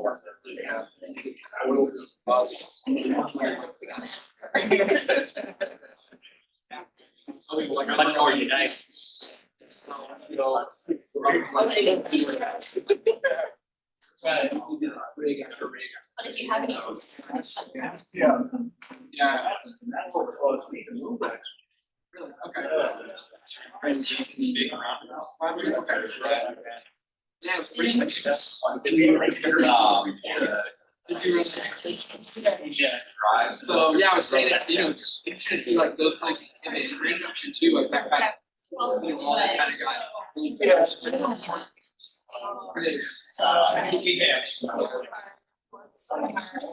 like, Karen.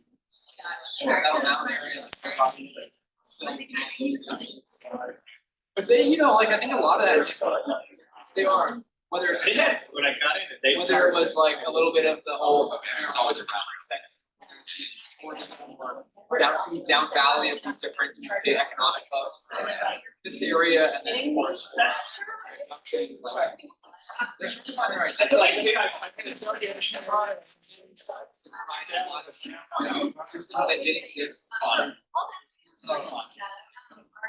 And I was nervous when Bridge actually, it's gonna be. I actually drove by because I know they're gonna demolish it. Yeah, so I heard they were rebuilding it like really soon. So Right. I'll go see it. Yeah.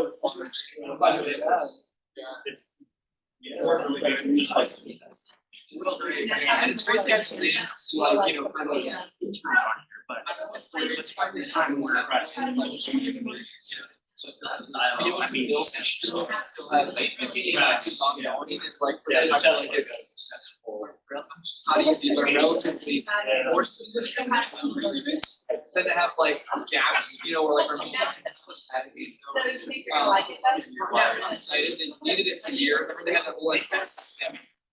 Records before I was there, I was based on a lot of different air, and so. Honestly, I think a lot of support for users, they got. Transition. It's funny too, seeing. So we had one test. Our teacher, she was like, she related between like what was basic state. She's like in 5 years, like my house, the college campus. And now I go back there, right, I let it on set, and I'm like, it's and there's a couple holdout houses there. There's like so hard, it's very easy to see that. And I never. Yeah, we take a gas. It is, yeah.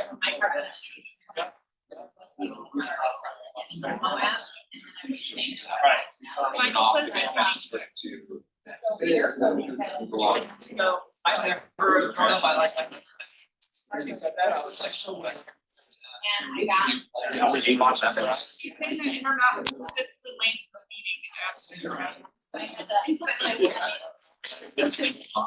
It's like, wow, this is It's honestly the best way to get to his house actually. Yeah, we're talented friends, so. Yeah, oh, I biked with him, not with just, I biked with him on Tuesday, so we were. Yeah, it's funny. I would say growing up, we had a lot of, we were just able to be like, have access to this school. Trying to football and stuff.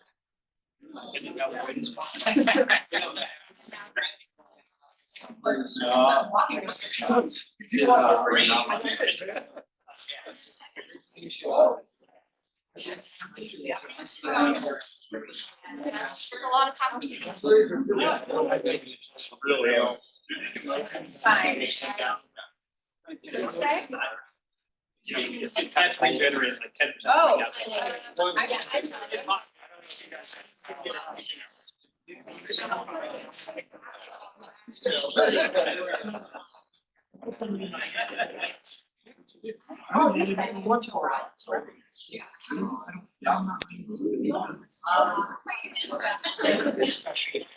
So you're at I was like. Yeah, I asked Shannon about it, and she had.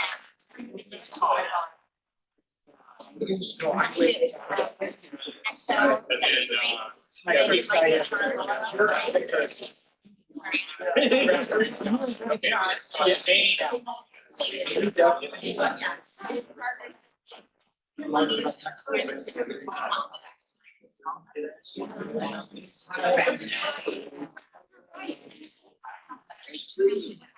Realize it until I walked. It's bad on me, ultimately, like I need fire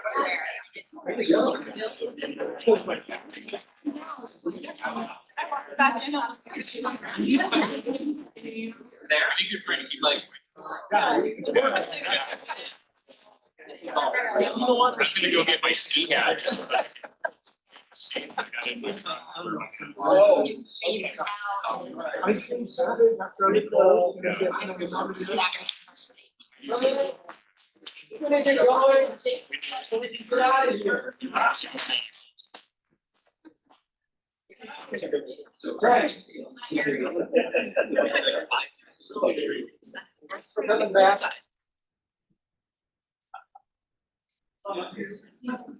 Some of it.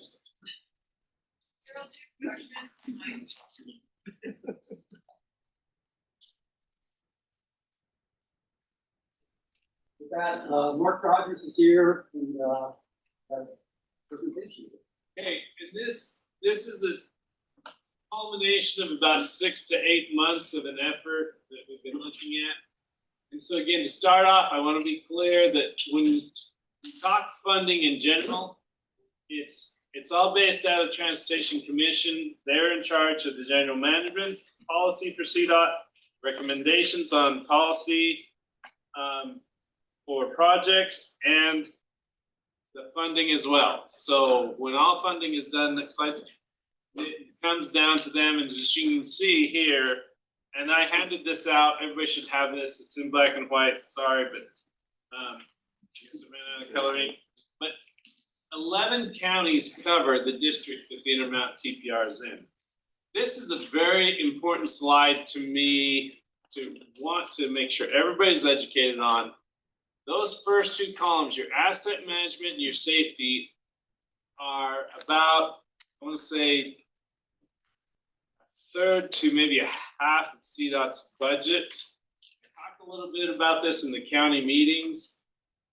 The asset management is a criteria based. There's certain things that have to be met. This is our bridges, our culverts, walls, tunnels. I think we have 14 assets now that this covers, and we go through a whole asset management program. They put certain fundings to each region to go out. All funding kind of goes to regions, then to be distributed. I think for culverts, we get about $2 million a year to cover the number of culverts that we have. Statewide? No, for region 3. Region 3. But yeah, so that, I don't know how much statewide, but 2 million just for region 3, and we have a lot of culverts. That's just an example of the asset management and how we're trying to maintain the current assets that we have. The safety is another thing that there's criteria that flow to. We have faster safety, which has done a great job for CDOT as a whole, the state as a whole, that faster safety program. Interesting thing is you improve the safety in regions, you actually get less money. So it's a kind of a mixed bag, but we'll take it. We have improved it. We actually are losing a little bit. There's like hundreds of thousands, but we have improved safety over region 3. But again, those are all criteria based on our projects. And then we have the final one, capital construction. Now, the first bullet there is regional priority program, and everybody loves this. Everybody loves this because once you get to have input on. It's the regional fund comes through the region. We'll talk about that a little bit in the next slide. But the key there is the other one is the strategic funding. Now, this is a commission-based decision. Sometimes the commission says, okay, we want the TPRs and we want to go through the regions on this.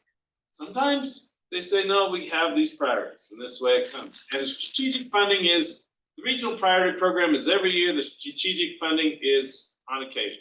Next slide. So again, all these funds come through the region, various formulas and various spending criteria. So then, now we get to what does it really mean? So this last month in June, the Transportation Commission approved the funding. Typically they do 50 million a year. That may change, may not. But the formula, how it's broken up through the state, they did approve. Region 3 gets about 14.3%, which is about 7 million a year. I think it's 6.89, almost 6.9 million. And that goes across 15 counties every year. And I have to, my job is to look across the whole region.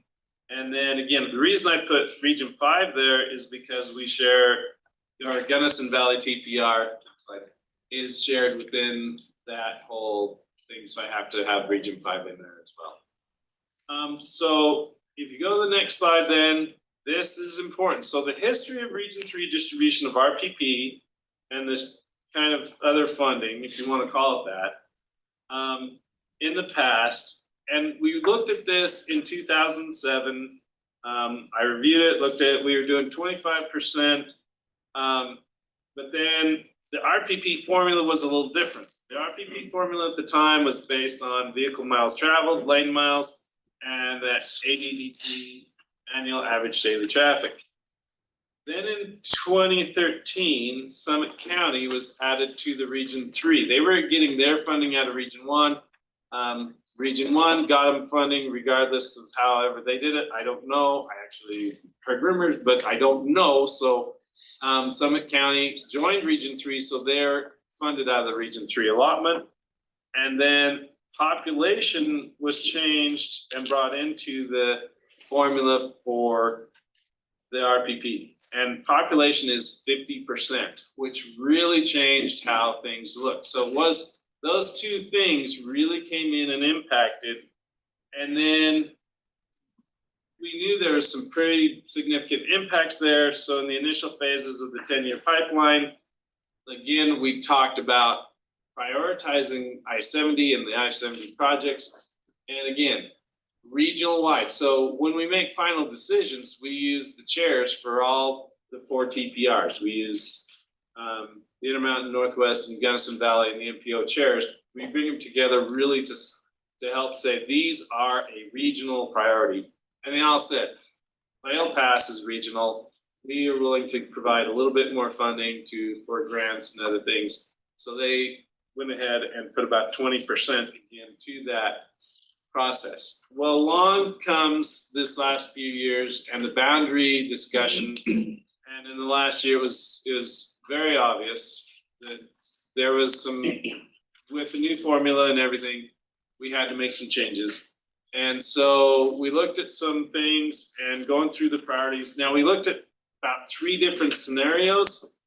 And after talking to all 4 TPR chairs, they felt comfortable about this. And so we used what's called the stack formula, which uses 25% VMT, 20% population, 40% lane miles, and 15% truck VMT. And this is how it broke out using the current boundary information. So again, a lot of the discussion around the boundary was, hey, you know, and we recognize this. And again, the Summit County will always be in Region 3. They're gonna get funding out of the Region 3 pot. So we looked at this, and so this is the breakout that is being recommended, that actually got the recommendation from all 4 TPR chairs. So, and again, this is a regional decision. It's not really, you know, we're not coming to a vote, but you know, we've got the opinion from all 4 chairs. And so this is what we're gonna do. And we're going to try, again, RPP, I try over 4 or 5 years to make it balanced. You may not get the million you deserve every year, but you may get 3 million sometimes and other times. So to try to, because sometimes we're designing projects and that's smaller amounts, and sometimes we're doing construction and it's larger amounts. So basically, this is the breakout. Gunnison Valley at 17%, the MPO at 20%, Northwest TPR at 22%, and Intermountain at 41%. This used to be 25, 25, 20. Yes, right. So this will be the new distribution starting in fiscal year 26. Nice job. Yeah. Well, I play zero favorites. I look at 15 counties. You can ask anybody. No favorites. Even the engineers will vouch for me. I play zero favorites, but it was obvious. I mean, you look at the boundaries, and again, but you look at the way the distribution. They were doing step funding as population based. And so that made a difference. Anyways, another question? There, I was looking through the TC minutes recently, and that there is an ongoing discussion about adjusting those percentages. You know where that's at? It's been ongoing for about. Oh, it was 5 decided in years. June. They were going with just not the stack recommendation, but with just staying with the old formula historic. Yeah, Well, historic from. it's historic from 19, yeah, where they pulled in population, or 50. That is where they're calling historic, yeah. Well, that I know that there was a conversation at one point where Dr. Cobb wanted to change that population number to a higher percentage. Yeah. So the front range could get more money. Yeah. And that was where all the push was coming. And in addition to that, part of the conversation was that there were so many other formula funding things that they were using the RPP calculations to determine Yes. that Dr. Cog again wanted to try to get more money coming to the front range for not just RPP, but for other funds that came down the pipe when there was a question about how to distribute them. Yes.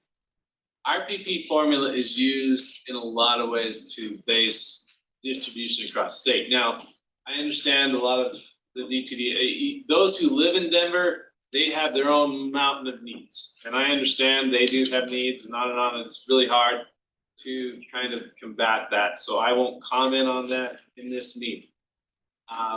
But I will say that this is our suggested, we went through a lot of different views. One of the more draconian was where we just took by the functional classification of roadway, where the interstate would get like 50%, your arterials would get 35%, and your collectors would get 5%. And man, it got really draconian really quick. And so everybody's pretty much happy with this. So is there a number of dispensaries per county? Didn't even get traction on that. That's right, I remember that. So is there still a strategic funding off the top and then RPP or? No, right now, this was just RPP. When it comes to strategic funding, again, we will go to the 4 TPR chairs. And sometimes we're not even allowed, I mean, sometimes it has to be an emergency phone call. When we had in 2015, 2016, when we had the Amendment C, Amendment D bill, those were phone calls that we had to call and, hey, we've got to make a decision that now at times we have to just make phone calls and get approval then. But this is why we typically stay with the priorities that we do. Is because we continually talk to the 4 TPR chairs, who then talk to you guys, and we follow our priorities. And it hadn't been a problem so far. I've been thoroughly loved, I understand, but it hadn't been a problem. Okay, nope, that's it. Thank you very much. Mark. Great, we'll just keep moving through the agenda so we can be ready for some lunch that's coming. MMOF funding, and Tess, are you gonna? Michael Snow should be on. Okay, Michael, I see you. Yes, hi, good morning, everybody. I do have some slides to share. It's not letting me do that while somebody else is sharing, but I just gave you and I'm stopping to share right now.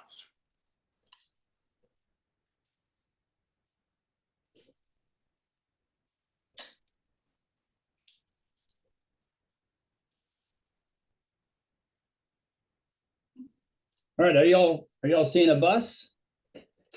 Yes. Yes. Okay, very good. Chair, can I just ask real quick, what is your time frame here? I know you're not totally on to your planned agenda time frame. So what kind of time frame do we have for the MMOF discussion? Yeah, probably have a half hour, 45 minutes. Okay. All right, very good. Let's number of updates to provide for you today, but also to kind of talk through getting you all ready for preparing for subsequent project selections. So it'll be a number of things. Just stop me anytime we're going through that. And we'll give some overview of some things from the program, a little bit of conversation about current status of your previously awarded projects, and updates to the program that have been implemented recently. And then we'll get to discussing your preparations for subsequent project selections. So I don't want to spend too much time on this, but it's been a couple of years since we've talked through the MMOF program and its overall goals. These are stated here. They've not changed in a few years, but it is a program intended to invest in multimodal investments and alternative, what we might consider alternative to traditional vehicle transportation, with a number of different goals focused on disproportionately impacted and rural areas and seniors, aging in place capabilities, so forth. And then the project defines a little further what's considered a multimodal project under the MMOF program. And it covers these project types here, both fixed route and on-demand transit. And that's any type of investment in transit, whether it's capital, purchases, operations, etc. TDM programs, mobility projects enabled by technology, studies, your bike and pedestrian projects, modeling tools, and then a more general one, which is greenhouse gas reduction that result in a reduction to vehicle miles traveled or an increase of multimodal travel use. And then just a reminder of the overall program requirements that MMOF has a standard match requirement of 50%, which means sponsors of those projects must bring at least half of the project's funding from other sources, and that can be any local, state, or federal funds, including some of the other federal program funds that are granted through CDOT, such as TAP and CMAQ and so forth. So any type of fund can be combined to satisfy the match rates, and that there is also a Transportation Commission adopted formula that automatically reduces that required match rate for certain municipalities and counties, and it's either reduced to 25% or it's eliminated altogether. Contracting and oversight of any of the funded projects is handled through CDOT, and it's handled through either grant contract or IGA contracts that are executed between CDOT and the awardee, and then it follows CDOT's local agency processes. There is some minimum project size required in the program. Generally, any infrastructure, construction, and otherwise type of projects have a minimum project level of 300,000. So that could be a grant amount of 150,000 with an equal match, or if there's reduced match, you could have a greater proportion of that in the grant amount, but it's a project size minimum. And then on non-infrastructure, including transit, any purchases, planning, studies, so forth, those have just a $25,000 grant amount minimum. And then as we've done in the past, there are reporting requirements. CDOT has a reporting requirement that we have to report the status of the projects to our legislature. The TPR has a responsibility to ensure that we are provided status on all the projects awarded in your region. And so we also then reach out directly to those project sponsors to get status on their project progress, including expenditures and any issues they're facing or delays. So now I want to get on to maybe one of the more important topics to discuss today, related to the current progress of our MMOF project. So just a, quick history, the program started with some allocation of some FY19 and 20 funds from the state. And in 2020, Intermountain awarded those funds. Statewide, there were 109 projects selected, granting $76 million to those. But even as of today, so we're talking about 4 years later, we're only seeing a little less than half of those funds spent thus far. Then in 2022, a much greater amount of a larger dollar amount was allocated statewide, and that was an amount of 212 million that resulted in an additional 168 projects funded around the state. A good portion of those, or about half of those funds, were actually COVID stimulus funds. And yet even today, we're only seeing 10.5, closer to 11.5, 11% of those funds spent 2 years later. So drawing notice to this because for many reasons, there are challenges to implementing new programs and to getting projects implemented throughout all the towns and counties in the state. And just a lot of testimony that I hear from project managers and their support of the local agencies. There's just a lot of projects suffering delays for many reasons, either because they weren't fully funded, or there were project costs that they didn't anticipate or plan for ahead, or they underestimated the costs at the time of application. And of course, COVID caused a lot of cost escalation, so that sort of duplicated that issue. And then there's technical and regulatory challenges that they've faced that caused some delays. And the cost of delay can't be underestimated here, right? The longer you wait to do a project, the greater the cost to do the same work. And so costs just keep going up as you continue to get ready and take longer to do that. Not only that, but when you suffer unplanned delays, it's additional burden on CDOT overseeing the project and to the local agency carrying that out. So it's something we want to avoid at all costs. And the biggest point here is that many, if not most, of the issues causing project delays are issues that could have been avoided.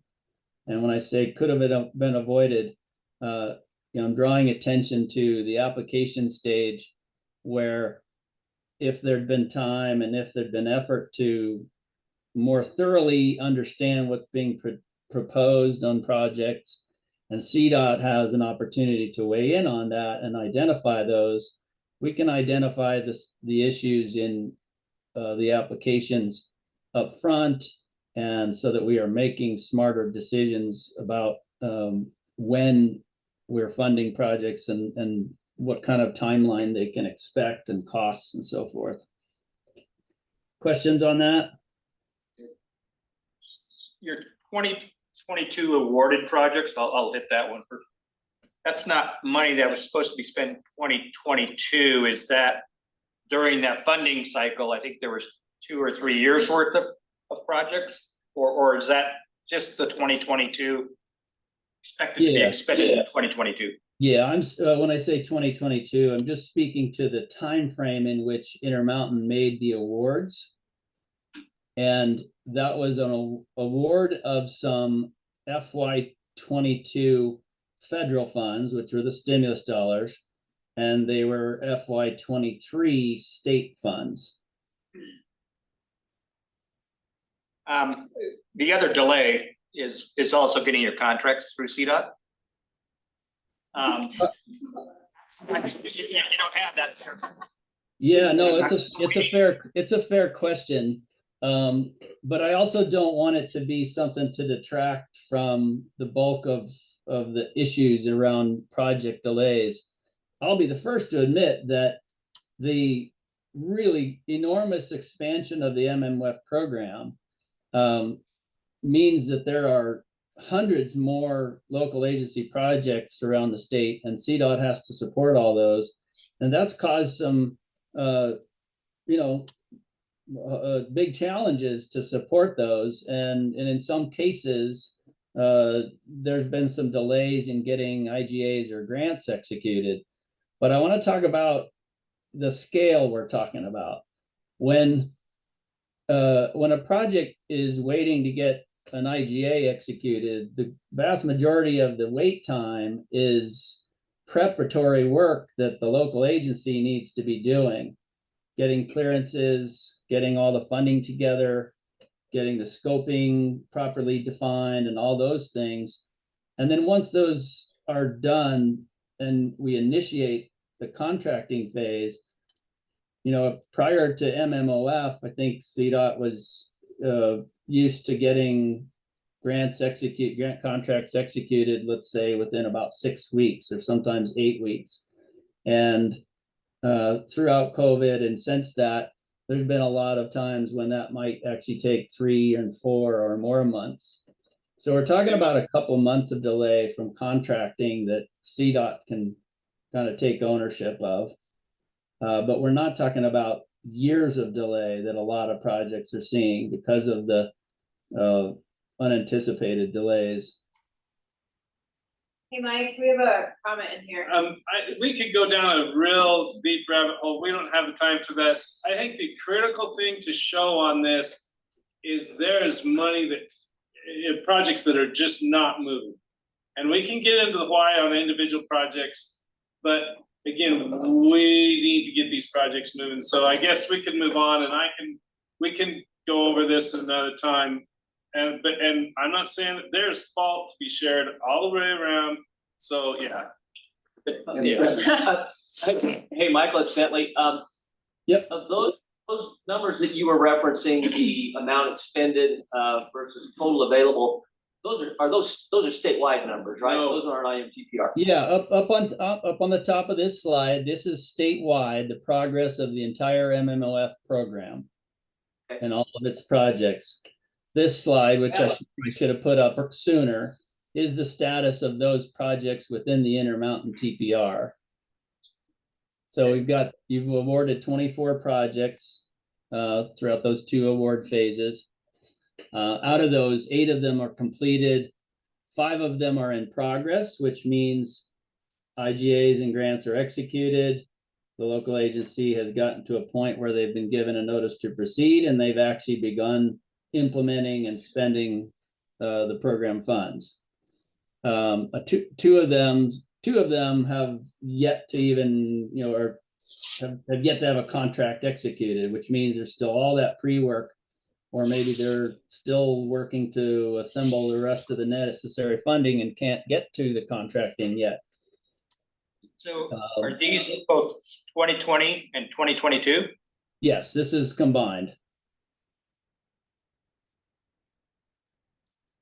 12.11. A lot of people shaking their heads in this room on the 2. We would love to spend money if we could get our contracts. No, yeah, the Vail one, that's one that's not a region. We've been working with DTR on that. We'll just say that. Move on. Okay. So some updates to the program level. If you've been paying attention just in the last couple of months, our Transportation Commission did update the match rate formula. The formula itself wasn't changed. It was just updated to use a more recent year's data. So that did make a little bit of fluctuation in the expected match rates for towns and counties. So you'll want to refer to that, and that's available on the MMWF webpage and in our guidance. In terms of funding projection, the distribution formula was also updated to use more recent year's data. There were no changes to the rural distribution formula, only slight changes to the urban one. But it just just the change in the criteria data did make a few changes in the allocation percentages that are coming to the different regions. I will say that Intermountain saw a small boost in the percentage being allocated. Now, something very different in this new update to the distribution formula. In previous years, when the TC adopted a formula, it was to allocate a very specific dollar amount of MMF funds to the TPRs to be awarded. They now are treating it and able to more like a traditional grant, ongoing grant program, in that the formula now distributes all subsequent years, including the projected amounts for our years beyond FY25. And that means that the TPR can also make award decisions now for funds that we don't have yet. And it means that projects can more efficiently and more quickly make use of them because they have time ahead of time to get ready for that. Now, that said, the total dollar amounts are considerably less than what you've seen before. Your 2022 awards were for quite a large chunk of funding, and we're now looking at just somewhere around $20 million a year that's statewide, and that's coming from the retail delivery fees and the general fund transfers to the program. So you'll be seeing smaller amounts to consider. The MMF program falls under any other restrictions and requirements that CDOT must follow when it comes to doing grant funded programs, running grant funded programs. And one of those very key requirements is a competitive selection process. And this is newly updated in terms of how it's applied, but it does mean that Intermountain will need to consider different means of selecting projects going forward. A competitive selection process entails three key components. One, that you have an application, which you do, but two, that competing projects are all evaluated based on some identified criteria. And then three, that selections are made based on rank ordering based on those criteria. This is different from how Intermountain and many other TPRs made some award decisions in the past, whereby if you didn't have enough funding to award everybody's requests, there was a choice to just reduce the dollar amount, but to award all applicants. And that's not in line with the competitive selection process. And it also meant that every project was not completely funded and therefore suffered delays while they found the rest of the needed funding. So it's a big change, and it means the Intermountain TPR is going to want to have discussions about how do you score and what kind of criteria will you score projects by, and then how you go about making competitive selections. I'm going to leave it there in case there are questions. Okay. Other programmatic changes. So in the past, CDOT has encouraged applicants to have a consultation with CDOT staff, and that was not as effective as it needed to be.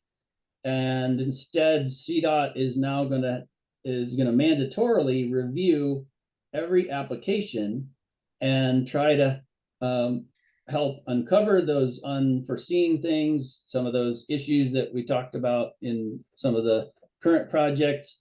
And we'll be able to give the applicants good feedback so that they are presenting a complete application and are identifying everything they need to consider in their project's delivery.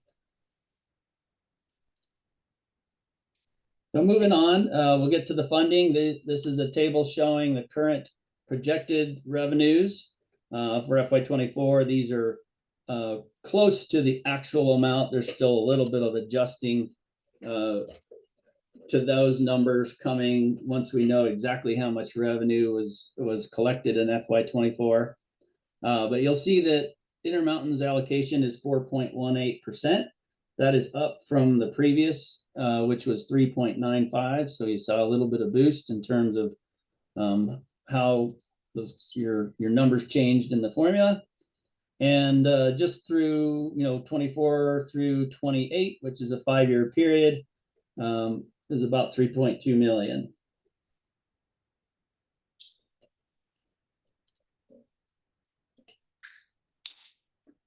And then as I talked about criteria selections, we've identified some that are possible criteria that the Intermountain can consider, and these aren't exhaustive. You can use whatever criteria the region thinks is appropriate and preferred, but it's worthwhile for the TPR to have a discussion about how do you want to evaluate projects and compare them to one another to select the best of them. Questions? Regard to the distribution that they use for the funds, was that based on similar percentages, Mark, that you kind of showed us, or is it a whole different criteria that they distributed the funds across the state? It was a totally different criteria, but MMOF funding was totally different criteria across the state. And transit ridership or percentage of? They were part of transit, yeah, a lot of that was in there. I can't remember the exact breakdown. But yeah, it's actually based on 11 different criteria. Actually, I think the rural one uses 9 of the 11 criteria used in MMOF's distribution.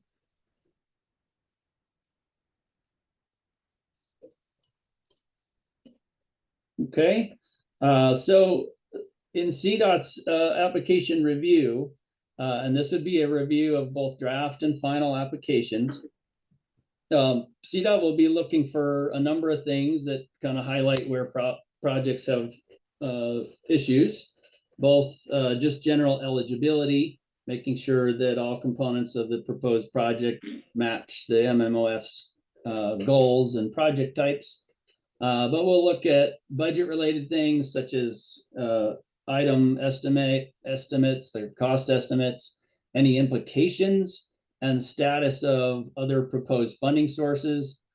As you all probably know, many projects are MMOF projects come with other grant funding, and they can match one another and so forth. But combining those, we want to make sure that the applications make it clear as to what are the other sources of funds, make sure that they are applicable and eligible to work together, but also just uncover the status of those awards. Quite often we see applications that say we're getting other funding from another program, but it doesn't clarify whether or not that's a current award or they're going to be seeking that award. So we want to make sure we understand that at the time of application. And then we'll talk through, project delivery, if there's any, what state of readiness might the projects be in, or if there's other things they'll need to do to start that they're not foreseeing currently. And then just uncover any potential delays they might face. And then in the scope and feasibility, we want to make sure it's very clear as to what is being proposed. So we'll look to that. Very key here, CDOT is not looking to weigh in and influence what we think are the better projects. So we're not looking to weigh in on the merits of any project or on any criteria that the Intermountain identifies as their selection criteria.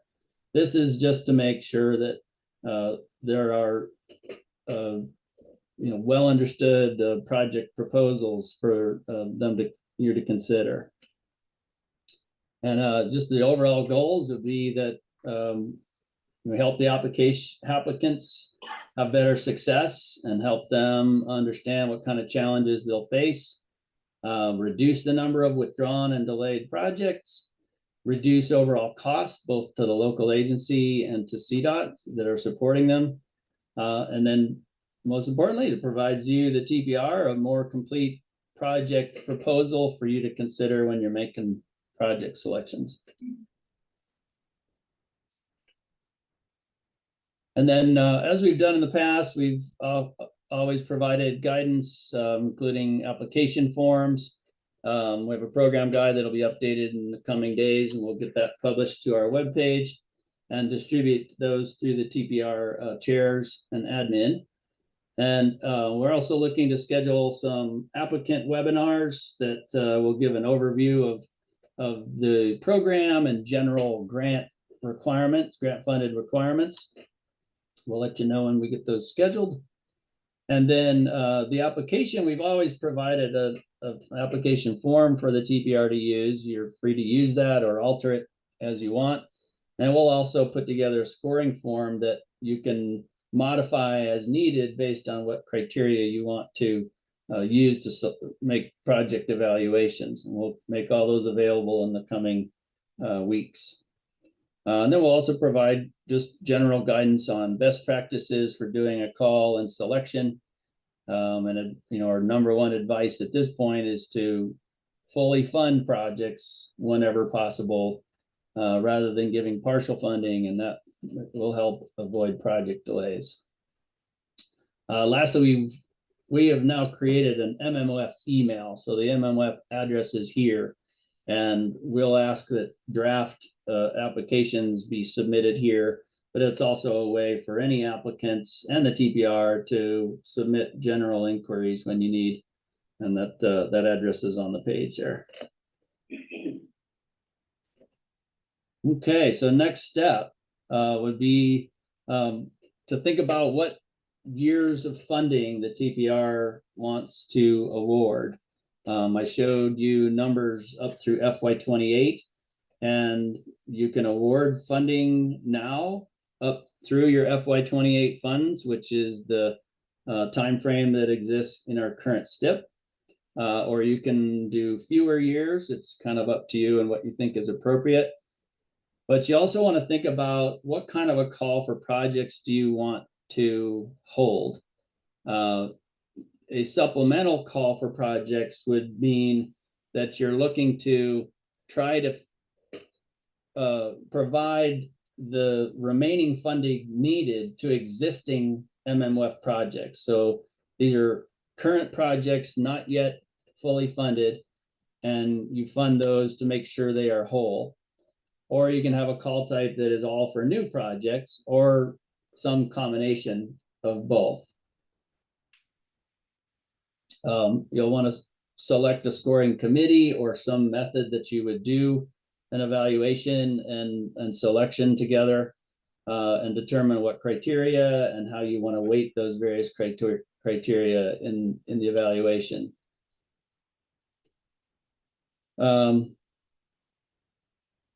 The last bullet is just consider if there's any additional application materials that you want to require of your applicants to help you make the best decisions. I will say that our application form, we've added a number of questions there that will help identify and help you be able to do evaluation on those criteria that I listed in the previous slides. And then when you determine the dates that you want to do a project selection, you want to coordinate with CDOT Region 3 staff and the planning staff to make sure that you have a draft application window that allows CDOT staff adequate time to do some review and get feedback back to your applicants before they finalize. And that's it. I think that's all. Any questions? Feel free to email me directly or to that MMOF address. Michael, you're looking for feedback on those past questions. It's not something we need to cover today. I'm sorry, feedback on what questions? Yeah, on the previous slide, there's a bunch of questions laid out there that the TPR needs to answer or chime in on. Are you Yeah, gonna- well, it's kind of up to you at this point. I know this is a tight schedule for you today. If there's time for you to start some of that discussion, such as, do you want to explore criteria that you would use? Do you want to start talking about maybe what kind of time frame you want to do a call for projects? I'll let you, the chair, decide how you want to use your time today. What's the timing for the call for application? Yeah, that's completely up to you. You do have FY 24 funding, or already into 25 funding, and you're into that year already. So sooner is probably better, since those funds are now sitting in the bank. But you want to take adequate time. But it sounds like you have some training that's gonna come out for folks before they submit their applications. I'm just trying to Yeah, so understand. what we'll do is we'll schedule those either late this month and into August. Our plan was to hold 2 of them, but we'll also record it so that if any applicants miss both, they can still go watch it on demand.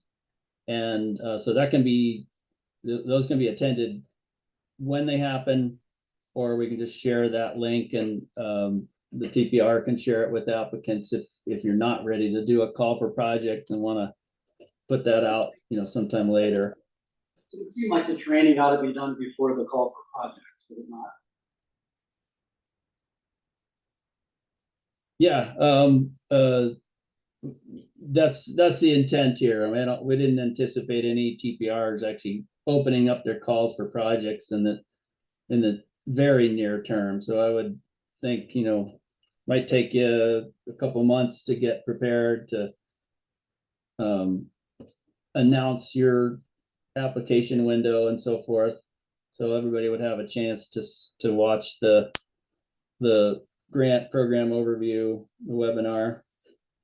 Then maybe we can get an idea of what the criteria and scoring weights on be based on that training. It seems like a lot to be decided here without a lot of information being provided at this point. Can I suggest something? Yeah, different? right. At least the first 3, maybe we can talk about, and then the other ones after the training, because it sounds like we're already asked, we just closed fiscal year 24, and we maybe not have allocated that money. We're in a fiscal year 25, and we need to go to fiscal year 28. And I think based on the experience of this room, we should allocate all the years that we can allocate, because it takes a while to get there. The call type, I would say it's all. Let's stop with that one. Does anybody disagree with funding all the? Just want to check in, go ahead, Greg. You're on. And I just would say all, because it doesn't make sense just if you're already in the door, that nobody else can get in the door. Totally. Are they good with that? Something else? Okay. Thank you. And then select scoring committee members. That's interesting. Is it TPR members, or is it, people that are Objective? that might have a little more discussion, but typically it's always been the TPR as a whole. And I just don't know if we want to continue that or not. And I would suggest that any of the members that are scoring have nothing to do with any of the projects, so it might need to be a flexible. And again, I don't know the exact dollar. I know it's roughly over 3 million over the 4 years. Now, last time again, it was 8 million in that chunk. These are much smaller chunks, and I think it's just shy of right at $1 million a year for these for 4, 5, 6, 7, 8. So, Mark, what happened to the unspent money? Is that gonna wash back into another pot, or? okay, right now, we don't have any unspent, and a lot of people are looking for others. So right now, the unspent is not available. Doesn't exist. So, there's a lot of projects that are kind of putting along, for Okay. lack of a better term. We don't have any unspent yet. Okay. And There was one, now, sorry, there was one project up in Snowmass that had to turn back its money, but that got refunded back to 2 others. You benefit. To 2 others. What's that? You benefit from that, I believe. not me. It was Eagle, it was the town of Eagle and it was Frisco. Yeah. So we would find out who is underfunded by, when we do a call for projects. Those projects interested in trying to get more money for their project, if they're underfunded, would show up at that time. In other words, let's wait and see what the applicants do. Brian, I had one thought about awarding all money in kind of one application cycle. I think that can create some big challenges for smaller communities. In part because just the preparatory work, but also the 50% match requirement. Some of the small communities are gonna need some time to figure that out and pull that together. And so I think maybe it's worth talking about, do we do it maybe in 2 chunks? Certainly not every year, but I think if we do all 4 or 5 years, whatever it is here at once, it really favors maybe bigger agencies that have projects that are more teed up. And the only reason I said all, I'm still waiting my contract on 20. Yeah. Get it? Yeah. Trying to get them rolling. Yeah, you know, it just takes a little while. Even my contract on 2020, it took a year, and I'm one of the complete. So you know, but I hear what you're saying, Tom. That makes some sense too, because you know, what happens in 2 years, a project comes forward and you have to wait to the next cycle, which is 4 years from now. Either wait, or, you know, or we reallocate monies, right, that don't end up being spent. But I just think it's, you know, it's like in my own mind, I'm thinking about, okay, if I'm doing this, I'm doing local budgeting and I'm trying to budget match money to apply for something, say by the end of the year, or long range planning, I could probably do that. So I know there's a time when town of Eagle wouldn't have been able to do that. And there's probably a lot of other communities that are in the same boat. I have one other question, because these are competitive and only a certain amount a year. I mean, do we want to say, we look for big projects? Again, this would be a thinker type vote, go back and think and come back. But I mean, if somebody comes in with a really great project, all 3 million, you know, these were tough decisions we had to make the last time, and I think it's stuff that needs to be thought of now. And the hard part is if you go for design or planning, and you would like to be, you know, construction, but you may only get your design into 4 years, and then there's a gap. You don't know what your construction cost is to apply for. And the TPR could say, do you want to weigh heavier to construction or other things? And again, this is decisions that they're gonna take a bit to really think about and make a decision for you guys. Michael, am I accurate in saying that in the past, it seems like the TPR had some input on that match amount, or is that formulaic? Yeah, the statutes actually permit the Transportation Commission to grant reductions beyond what is given in that formula on a project by project basis. So the way that works is if you get an applicant that's asking for a reduced match rate, first, the TPR has to be in support of that, and you forward that to us. We'll put it in front of the TC for a formal approval. Are there already certain communities that have a reduced match right now, that identified for counties? I think there are, so. Yeah, it's automatic. Yes. Yeah, it's a long list, right? There's 274 towns and 64 counties. So in the program guide, those tables are in there. You can see what the resulting match rates are currently. Thank you. Going back to how we, the money and years we allocate. I agree with Tom that there are some risks in allocating all 5 years. At the same time, it's not a whole lot of money, believe. You know, I really think that we should just allocate all 5 years at once.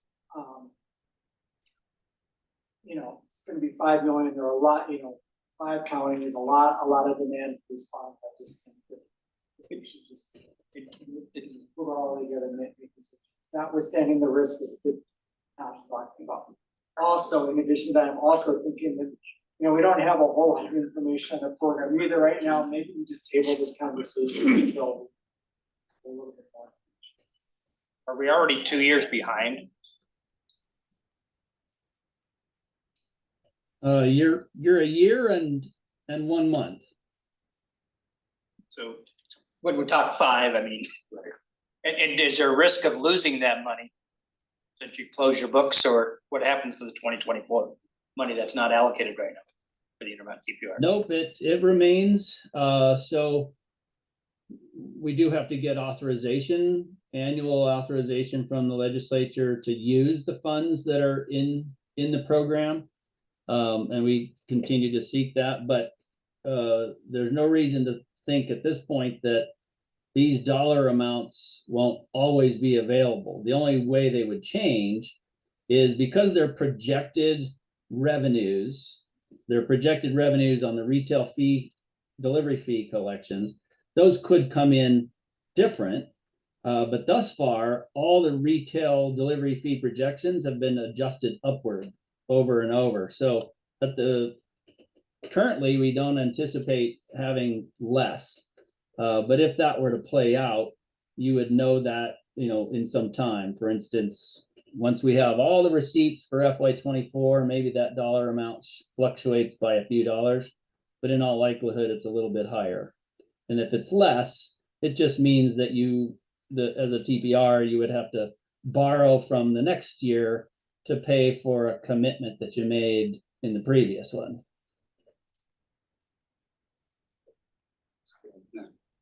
Yeah, so really, I was just saying what I was thinking, which is, I think we did decide on a couple things here. One is we're gonna consider all projects, both new and current projects can apply.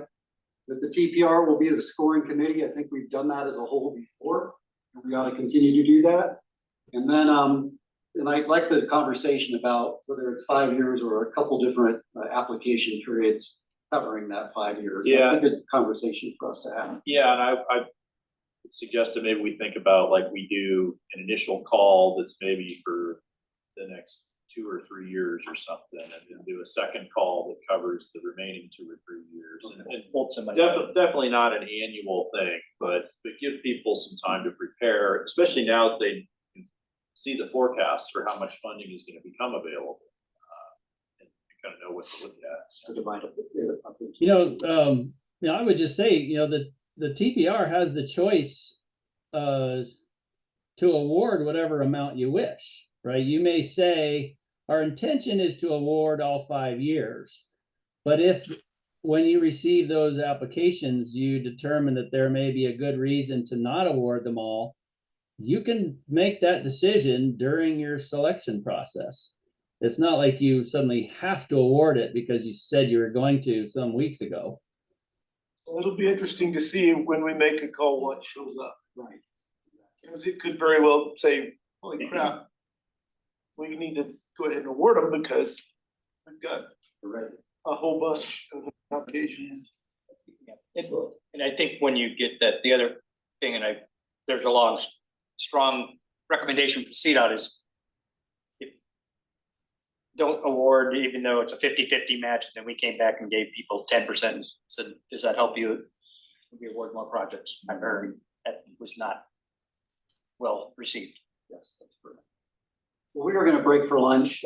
Keep this in your mind. We do have a meeting coming up October 18th, I believe, and we can refine these set scoring criteria and weighting if we need to, and then refine it then. But I think it's a little bit too much for us to bite on today. Let's eat lunch. Thank you, Michael. Yeah, you bet. Have lunch. December.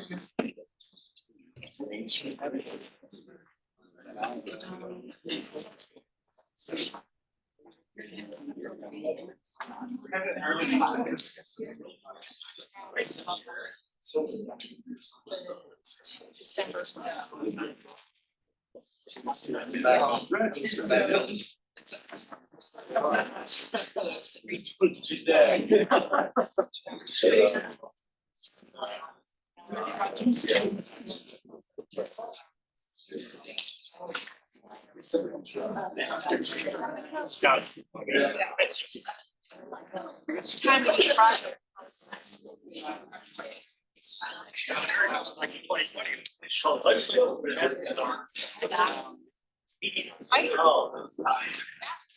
Did I wait a year?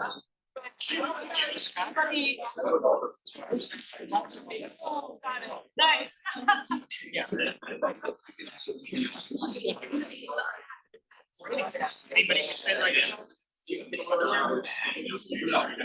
Struggle.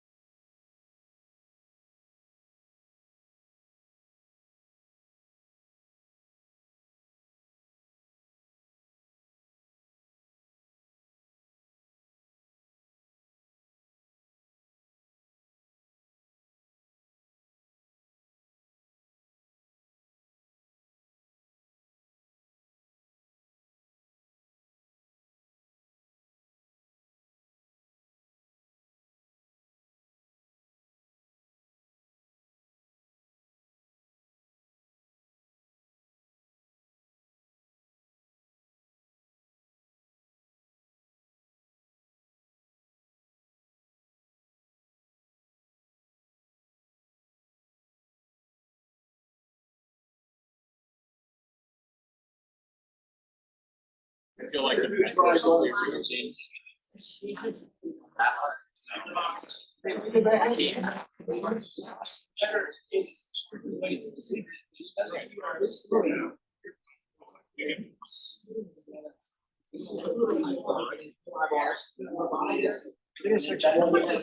you have gridlock, your safety's probably pretty good.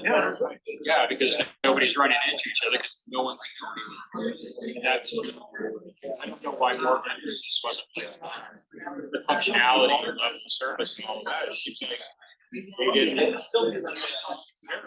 That bothers me.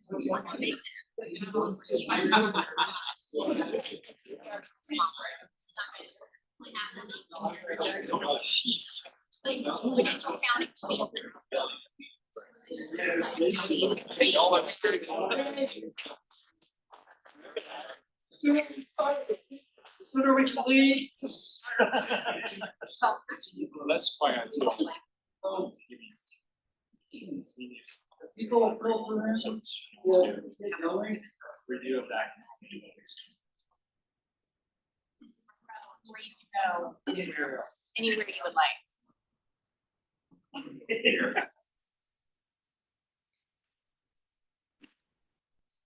So just by way of introduction, we were kind of shifted what we're going to talk about this afternoon, other than focusing on project priorities and some of those things and norms we'd like to discuss. I'd like us to learn from history. So we've gone through the 2045 planning process, and we prioritized a bunch of projects. And then there were projects that CDOT completed. And I'd like to talk about that gap a little bit between what the in-around TPR said were project priorities and what were actually completed by CDOT. Let's look at that gap. I think we could learn from that. And then I would like to discuss ways that we can improve that gap if possible. And finally, we will be discussing hopefully some meeting norms so that we have more productive meetings than frankly than we had today. I think we were caught off guard by the magnitude of input that CDOT was looking for. I was, and I'd rather that not happen again. So with that, Meredith. Thanks, Brian. Take this on. Dana, do you wanna ask can the people online hear me? Are there still people online? Can they hear me? Yes, I just tested it with the. We can hear. Oh, good. Thank you. Thanks, Christina. Thanks for confirming. And thanks, Brian, for teeing that up. First of all, is everyone okay? Are we okay after all of this? Okay. I don't know that I am either. I was either gonna go for a 10-mile run after this or take up smoking, one of the two. Cause oh my. So, I was originally brought in to help us prioritize things and have a discussion on how are we going to prioritize and what our priorities are. But I really felt like we needed to pivot a bit, given the large volumes of information and what was being asked of this group. Because it's a lot. And so that's what we're gonna do. And I'm gonna try to make it as valuable for you as possible. I might, while I'm doing that, become public enemy number one of CDOT, but it doesn't mean I don't like you as people. So one of the things that we had questions about, Dana, can you pull up that slide that you had earlier? Thanks. Okay. So there were some questions about, there's an honest disconnect here between, you've got your 10-year plan under construction and completed, Intermountain projects. And then for those of you who are on the phone, I pulled up your 2045 plan and I labeled your top 10 projects here on the brief board of what your priorities were for the 2045 plan. These were priorities that you all as IMTPR selected in 2020 when you were formulating this 2045 plan. And then we've got the construction projects that are completed. And then in addition to that, I also pulled up the slide that Mark was talking about that lists the Intermountain TPR top 6 projects from this morning. And of those top 6, only 2 of them are in your top 10 list. On the top 6 slide, this one was listed as number 4 out of 6. And then this one was listed as number 5. So I think there is a question about what happens to the top 10 priorities from 2045. Can I ask that pointed question? Sure. I mean, and again, I wanna look through, so do you have Dowd? Then you have the Minturn. So Vale was already there, Vale's there, the Vale Oxley, that's number 5, so that's on there. That's continued to be the priority. And again, the numbers off to your far left, those aren't a priority. Those were just the long range priority projects.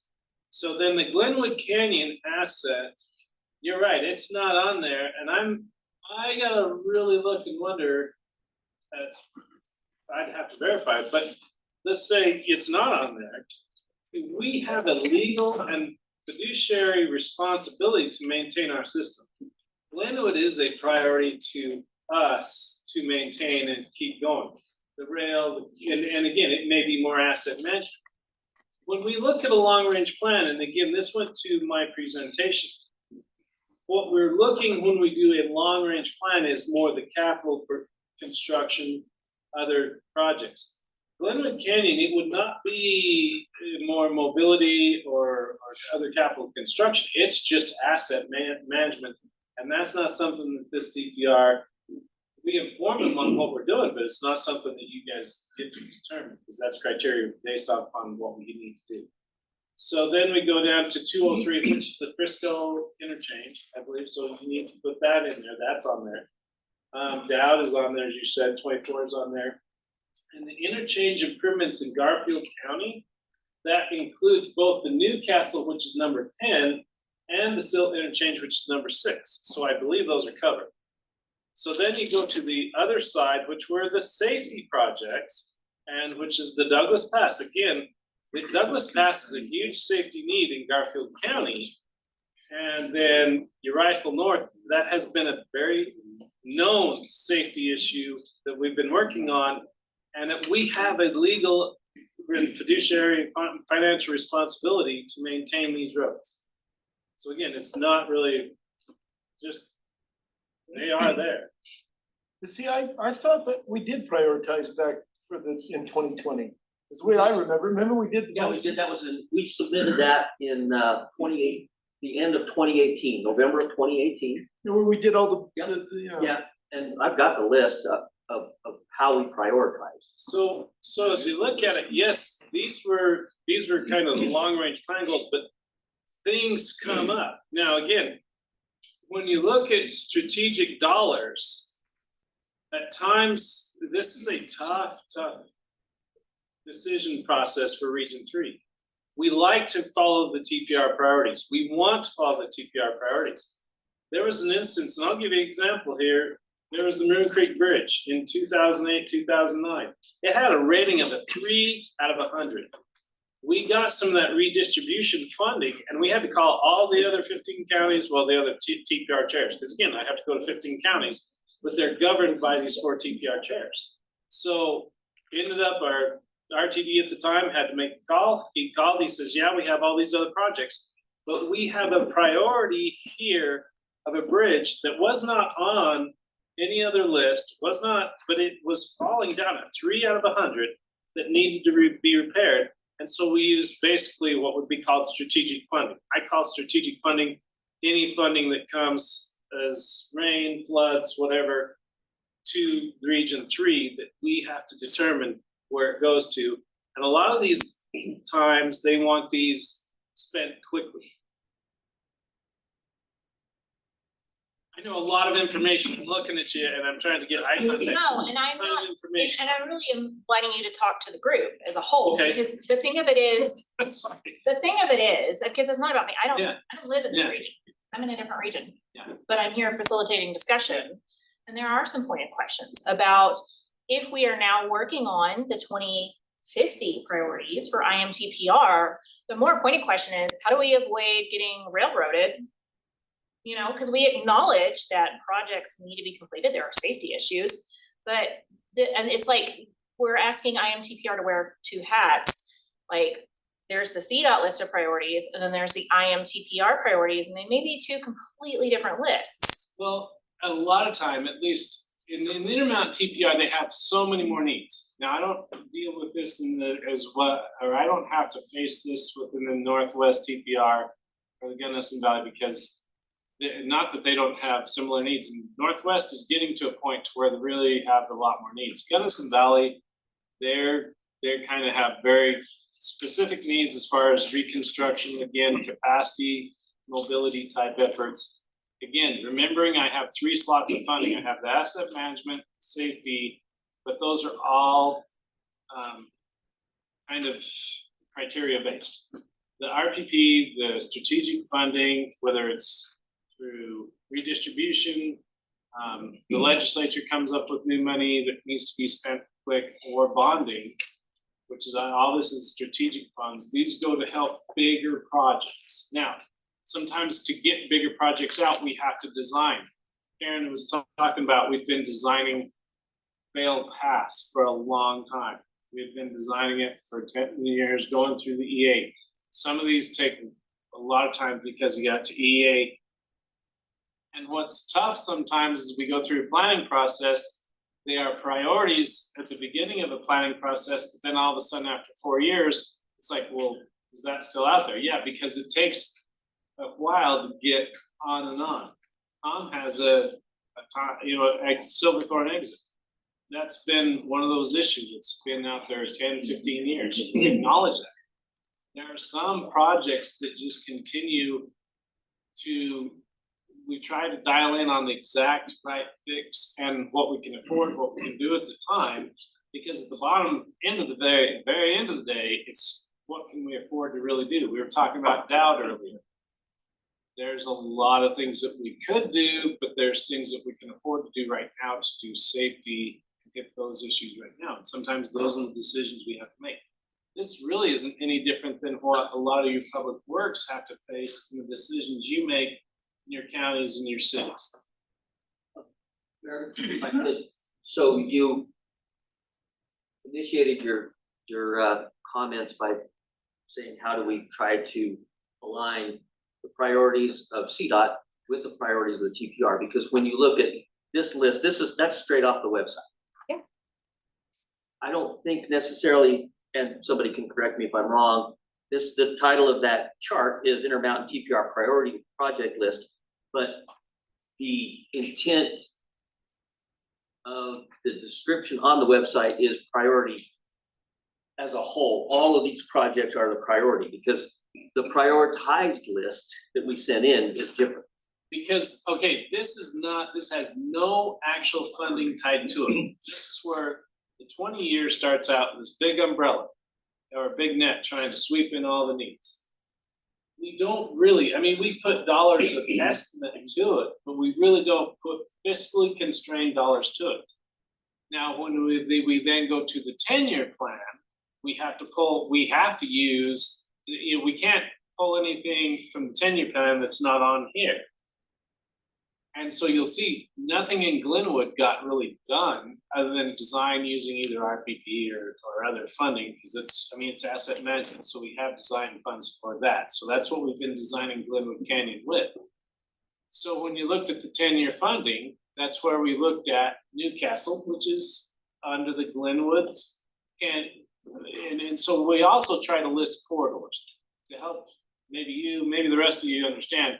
We a lot of times will list corridors, like Mesa County had all the interchanges in Mesa County, they wanted to review and upgrade. Garfield County kind of did the same thing. 90's been done, other interchanges are okay. Their focus was on 105 and 97, I think, still. So that kind of got put in there. We had East Vale. I'm trying to think of some other things that are on that list. I have it, hang on to, remind me, I have it right here in front of me. So some of the projects we've completed, the auxiliary lane, Frisco, Silverthorne, that was on there, I believe. Yeah, the aux lane's there. The Vale Pass, the Iron Springs, that was on an aerial pad. Here's another key to this one. That was on like the 2040 plan. That was a priority. We'd already done the design. That was when I think you guys were still in Region 1, and this was the final section of that one. So that was inherited. And that was in earlier plans. Garfield, okay, the Rio Blanco Hill. Now that you could almost say is a legitimate, it's not a priority. This was a CDOT because it's a huge safety priority, has been. I think there were 7 deaths in 2 years on that road. Again, as I was talking to some other people, rural roads, it's a known thing that your accidents typically are far more severe. They're less, but they're far more severe. So again, we have a responsibility. I joke a little bit about 139, but it is a serious thing, and you can't wait till it falls off. US 50 bridge. That may have to become a Region 3 priority at the cost of that. So I mean, we really hit all of CDOT's bank. Let me tell you, that became a statewide priority very fast. Anyway. I was just gonna say, I think as we move forward, and I don't want to get too far out in front of Meredith, but I think as we move forward, part of our kind of working relationship and norms of how we understand how we're going to develop priorities, identify priorities, is to try to bridge the disconnect between the TPR's priorities and where the funds go. Very simply, because we've got a list that we identified 14 things back in October of 18.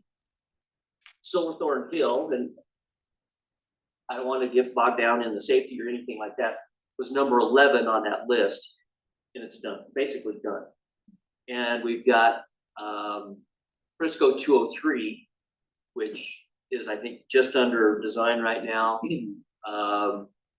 Newcastle 105, it's under construction. But that's what I'm trying to understand, Mark, is if there's $25 or $30 million out there ready and waiting to be spent, who gets to pick where that goes? Obviously, CDOT, because we know what happens. And then I'm not trying to sound confrontational, but we had a list that was actually prioritized by this group, very distinctly prioritized. And the projects on the ground don't reflect that prioritization. Would it be And I safe would to say, disagree 100% with you. But anyway. would it be safe to say though that what our priority is advisory? And CDOT takes it and does what they want? And yeah, I'm not arguing that point. If that is the answer to the question, then we just need to identify projects and not rank them. Yeah. If that's the case, Which that's might be fine, a fair which is fine. solution. Yeah. Right. Which is what we kind of did with the 2045. And then when we went ahead and did the 10-year, all of those projects did receive funding that we took off as we went down through priorities. Remember, we had to, anyway, I would, there's a whole bunch of lists. I don't have my computer really to do. And again, I didn't mean to come off so strongly. I would disagree with you, but no, it's on my responsibility to make sure that those are connected. There are times where CDOT does have a priority that has to override, but that has been very rare. One of those was the Maroon Creek Bridge. But even on this one, I would have to say, when I went through those lists with all the 4 chairs at that meeting, all of your number ones, every one of the number one out of those counties did get funded. Now, you wanna talk about the Silverthorne or the Ox Lane between I-70, or the Ox Lane between 203 and 205. When we met with Summit County in 2018, that I believe was their number one project. I know, hang on just a second, that I know, I wanna go back, that I know was their number one project. Because I asked them, I said, you have 3 main projects and we have to determine. That was their number one project, was the Ox Lane between 203 and 205. It was, I was one of the person that ranked the projects for the Intermountain TPR. I was representing Eagle County. Tom, you were representing Summit County. Yeah, we were in like a dark room in the basement. So, you know, and so typically we over prioritize. And then where does that funding, you know, how far up can you go? Hopefully we can get them all funded, but we want to prioritize more projects than we have funds. So you can do that. And I think the Ox Lanes probably wasn't, it was 203 was number one for Summit County. The Ox Lane is just so much easier to implement than 205. Yeah, let me speak to that a little bit, because, you know, at the time I was working at Summit County and we were really doing a lot of work on that 203 project, and that started moving forward. The Ox Lanes were part of it. And Karen might be able to correct me if I'm wrong here, but the way I remember it was the 203 interchange had very complex right-of-way acquisitions that were required. The Ox Lane portion could get segmented out and advance forward more quickly, and I think there was faster safety money that became. And there's also another issue on this one, the Ox Lane, and this is why, but I remember very specifically in a county commissioner meeting, the county commissioners chose the Ox Lane as the number one. Because it was causing traffic to back up on I-70, and we cannot allow that. That is the safety. Talking Summit County, yeah. Did I say, I think I said. Can I ask a quick question? Clarify. Can I ask a quick question? I feel like we're getting down to the weeds, specific projects. But I have to. Hold on a second, Mark. We're talking holistically about how do we make decisions, not about technical details of a 203 Ox Lane project. And I feel like often in these conversations listening, we go down these rabbit holes, and next thing you know, we're talking about very specific funding for micro portions of projects and how we're gonna stack that and all this, and it seems like for a lot of us, hold on a second, it seems like for a lot of us, it's kind of a waste of most of our times, right? Like, we have a lot of people who can focus on those decisions when we're talking about those specific projects, but here at the Intermountain region, we need to be talking about this 30,000, 50,000 foot level and, you know, sitting through this, I don't know, it's been what, 10 minutes and. 5 years. And we're not, we haven't really discussed the question that was being asked. We're talking about these micro Right, projects. so let's just, that's a fair point, let's back up, cause it's not a time to get defensive, these are just questions that we have. How are we moving forward as a group? And how are we managing a good working relationship for CDOT? And yes, it sounds like I'm coming off as attacking, I'm gonna ask pointed questions, cause that's what I do. I like to talk about the elephant in the room. So I think let me just back up here, cause I wanna talk about what was heard this morning and then just some observations from me experiencing this meeting and not being a resident here, cause I'm in the Southwest and I'm not here. Cause there was a lot of sidebar discussions that I picked up on. You know, first and foremost, the whole point of this particular IMTPR was supposed to be about project prioritization, right? And bringing us together to have a discussion on, you know, like, how are we gonna work together as a broader group to prioritize projects, whether they be those that benefit the IMTPR as a region or our individual communities, and how are we gonna agree to move forward on that level of project prioritization? What happened was, there was a lot of information given to us from CDOT, well-intended, I believe. And then a really quick turnaround on decision-making when we've barely had time to catch our breaths after receiving said information, right? So my first question was, and these are discussion questions for all of us. When will the IMTPR have time, now and in the future, to thoughtfully discuss project prioritization? Because is it at the October meeting?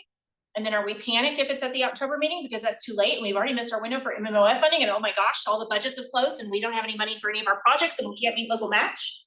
Because that's the level of anxiety it was giving me. And I've been in transportation planning and funding for 20 years. So that's a broad question. When is it? When do we want to discuss project prioritization for our region and as a whole?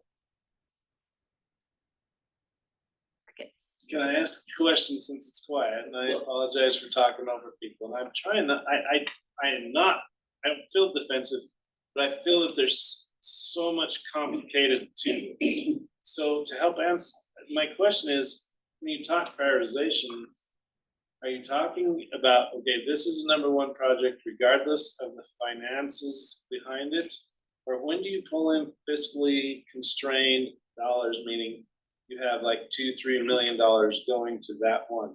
Because that's a big chunk of a lot of what we do. And then to your bottom thing, and then I will try to be quiet.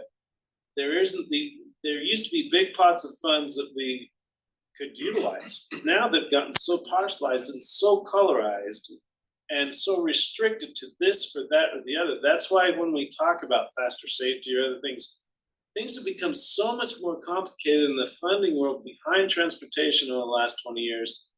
That's why it is what it is.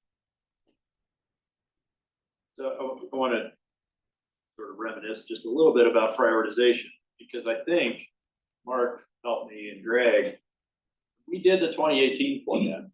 I believe we were the only TPR in the whole state that turned in a ranked prioritized list of projects. And I kind of have the memory that CDOT wasn't super happy with us for doing that, but we were kind of insistent that we wanted the ranked list of projects to be in there as that Appendix B. But at that time, at least, CDOT had, my memory's correct, had moved away from trying to create these ranked project lists in the 30-year plans, the long-range plans. My question is, as we approach this next effort, where do we, what is CDOT looking for in terms of prioritized lists or not? That's an excellent question. It's kind of, we've had different criteria over the years. Remember one time, identify corridors, and there was corridor production and you had to stay within corridors and whatever. And it's very obvious. You've got an interstate running through it. That's probably your high priority, that's your highest volume. Okay, there. What's our next priorities? Highway 9, Highway 82, ranked up there. And then, you start to bring it down, and then there's individual intersections. Highway 133. You know, it was always an issue, how do we get that one in there, because you feel like a little leg, and how do you get these little pieces that are impacting communities, you know? And what we always said is, that's why, you know, I-70 takes so much money on any of these big projects. It is a statewide significant priority. Top corridor, put it over here, rank it, and now let's go down to the next level and down to the next level. Highway 9, we were able to go from Breckenridge all the way back. You know, got all that down in Frisco. Now you got the interchange at 203. We brought all the traffic back, and you know, both ways it's impacting it, and so it's important. So, you know, I think there's some criteria, and I don't know if it's different than what CDOT, and the pots of money, we try to provide those priorities. We'll chase every pot of money that we can to fund those priorities, you know. So make a suggestion, maybe let's not talk about priorities today, but talk about process. I think that's where we're trying to focus. And I just pulled up the planner's presentation from this morning. I think the intention was for priorities to be discussed at the next meeting. And that, I think, is the 2050 plan priorities. I think your MMOF priorities can be discussed when you guys decide. That's separate.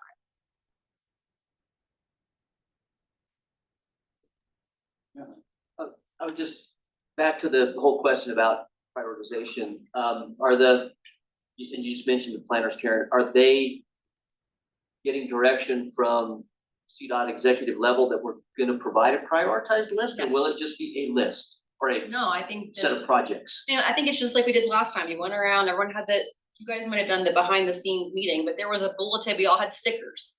And everyone, so I think the expectation is you're gonna prioritize projects, right, Mark? I think there's no question on that, and that's on the agenda for the next meeting.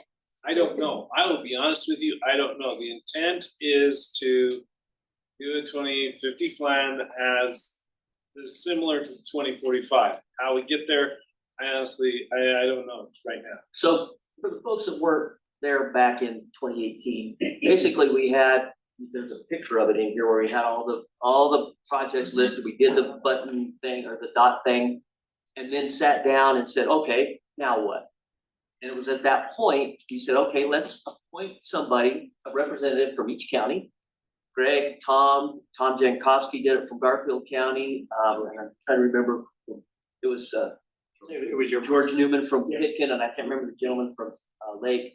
They're the ones that sat in that dark, smoky room and did this prioritization. And so that's how the list that we started with was generated and what got sent to CDOT. So the challenge now is a few years later, we come around and our process got challenged.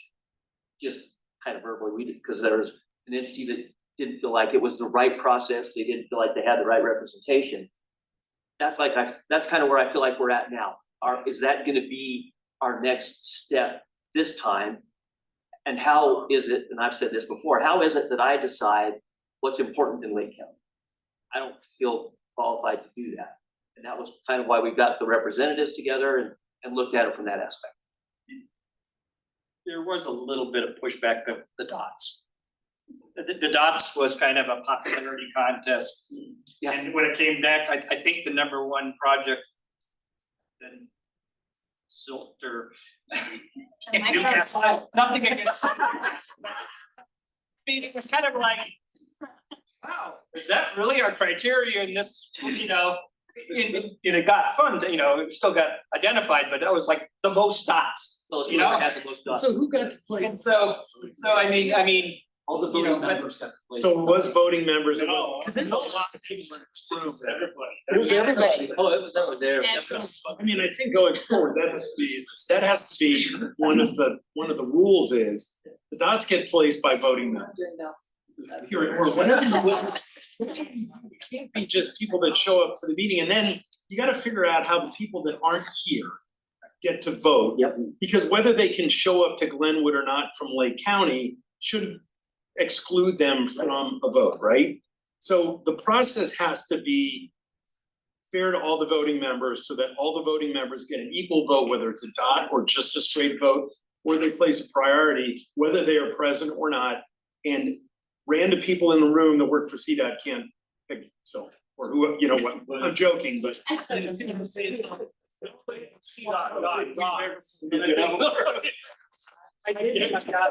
No, I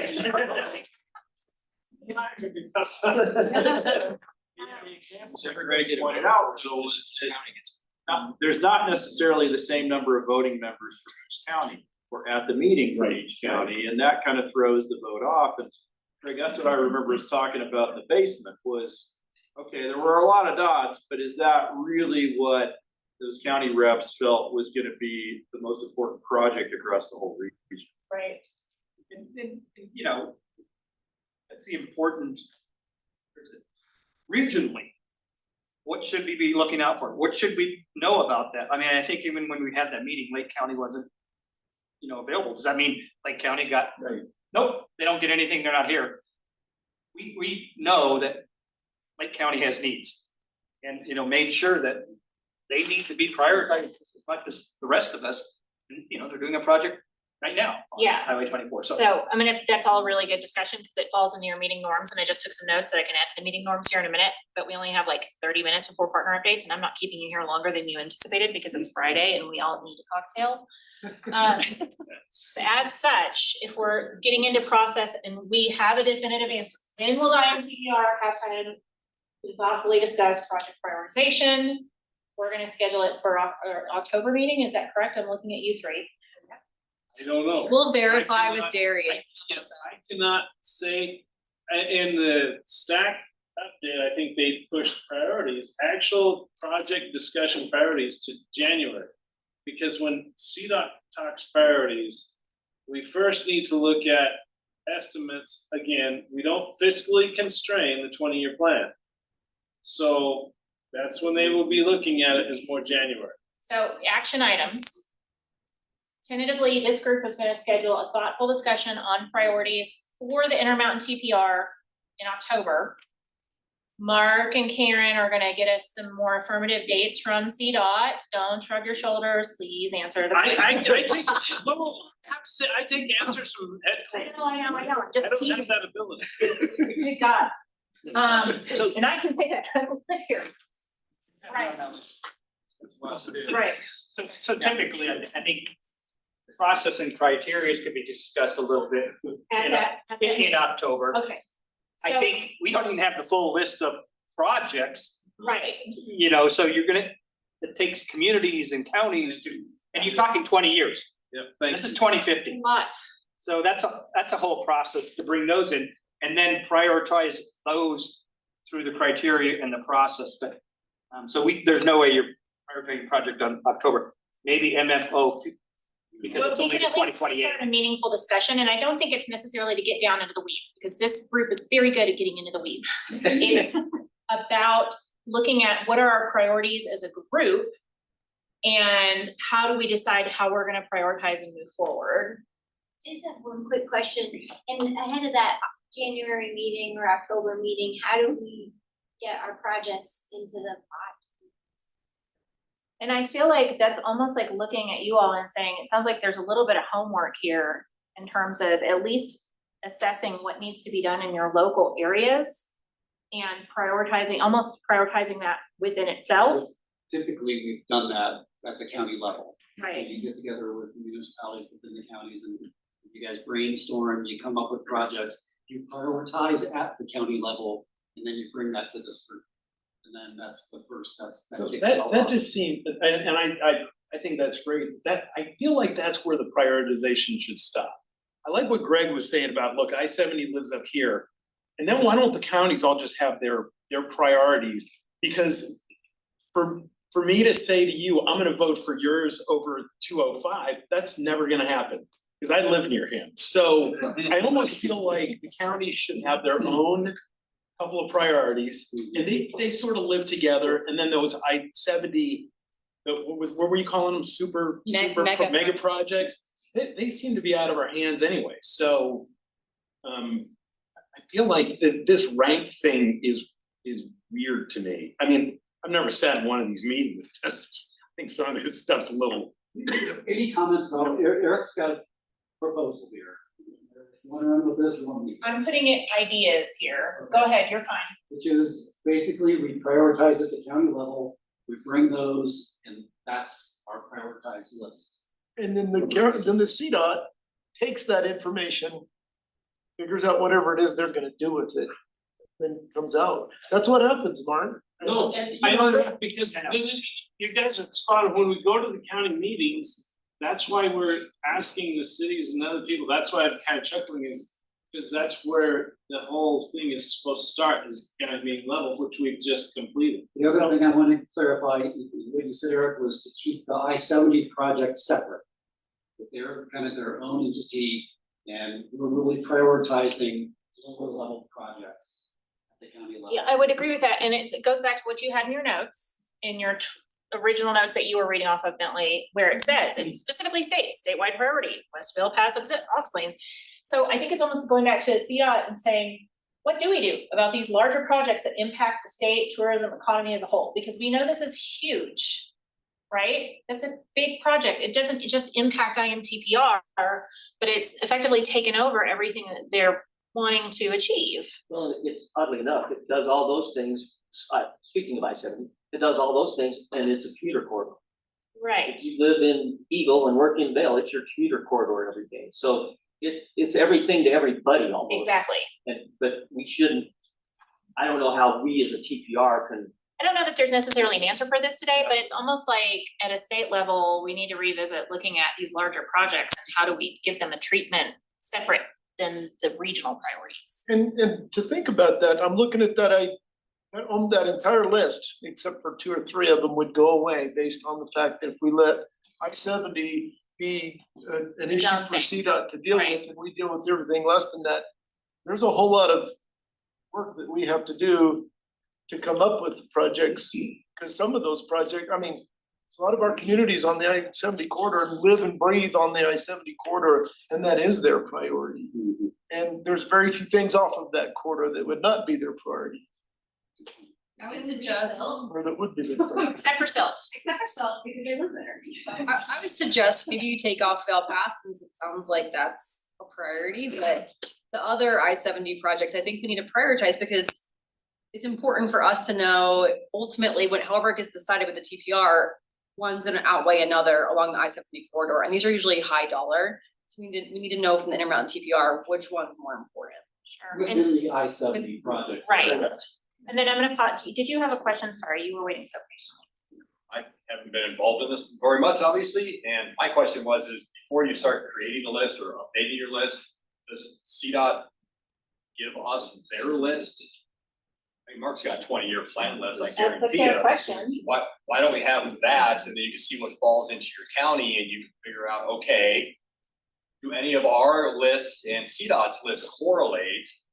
And if there's prioritization, you have a number 1, which is Vail Pass, I get it. And there's 15 number 2s that you could accomplish with the same dollar amount as number 1. Are you prioritizing them financially, safety wise? Because they're all safety.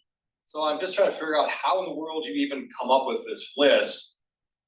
And even put it in any kind of order if you don't have all of that data. And that's like 2 pieces out of 50 that we probably should. And you touched on something I wanted to bring up, because Mark brought it up earlier, and he was like, some projects come up, obviously. And I'm not saying safety is not a priority for us, but safety is the number 1 issue. You got a bridge that's about to come down, we gotta fix it, right? So does CDOT have a list of things that are? We have multiple lists of multiple things, but I'm actually gonna turn to Karen, so for her program area, we're separating different programs, and I don't know if Roland Wagner's still on for Program Central. But for Karen, she has multiple things she has to look at. She has to look at the asset management, she has to look at safety, she also has to look at opportunities in the future for mobility concerns and for capacity concerns, and capacity is the last element that CDOT really can kind of fund. Now, I know a lot of times for the cities and communities, the capacity is the issue, but for us, it's kind of the last thing that we can really fund. So I'd look to Karen to answer how, because I try to help her create future projects for the next 5 years, because again, you have to design 5 years down the road for construction. Tell us, Karen. Phenomenal. Tell us. So I'd have to think about it, honestly. I think it makes sense to go. It's one thing to make a list of priorities, it's another thing to say a fiscally constrained list of what can we deliver in the next, 6 years versus 20 years. But I think it's a fair question. I'm sorry, I don't have your name tag in front of you. That he was asking, which was, do we have any conceptual idea of like, hey, this bridge over here is at ranked a level 1 out of 1,000 and it's about to literally crumble as people drive across it versus, conceptually, we have an idea of what we can fit with funding. So that's what we're asking is, and it goes back to this question. How can we make meaningful recommendations into the 2050 10-year plan update, right? Without this is about to fall apart and we need to fix this. So those recommendations are just going by the wayside. And so the question is, if CDOT is tasking this group with making priority recommendations, then how are those meaningful and how do those flow through to the 2050? Scott? I'm just gonna say, in this process, there are filters and algorithms that are applied to review these projects that I don't, and maybe I'm the only one, or maybe I just need to do some more research. I don't quite understand what all those filters are and those algorithms that CDOT utilizes and where they came from and so on and so forth. And so in terms of us formulating our priorities, it would be helpful for me to have a better understanding, hey, this, safety is a big deal for CDOT, but capacity is down on the bottom of the list. And that would help, I think, inform me at my level in terms of recommending projects, so. So Roland has put something in the chat. Roland, I don't know if you want to talk about the Colorado Bridge Enterprise Funds. Yeah, I mean, I think the question is what if there's a bridge that's getting bad and we need to replace it? And the Colorado Bridge Enterprise, which is funded through the fees you pay when you do your vehicle registrations.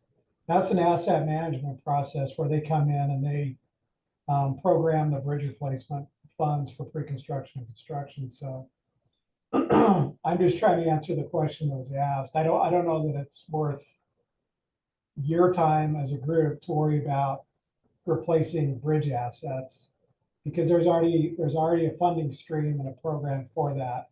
I see Mark getting nervous, so I'll let. I'm gonna tie into this a little bit. So Grand Avenue Bridge is a perfect example.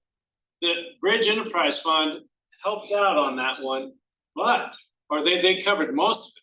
But the TPR also prioritized $4 million, I'm looking over here, to help make capacity improvements along that bridge. So a lot of times, the priority, even of big projects, monster projects, having that being a priority here is important.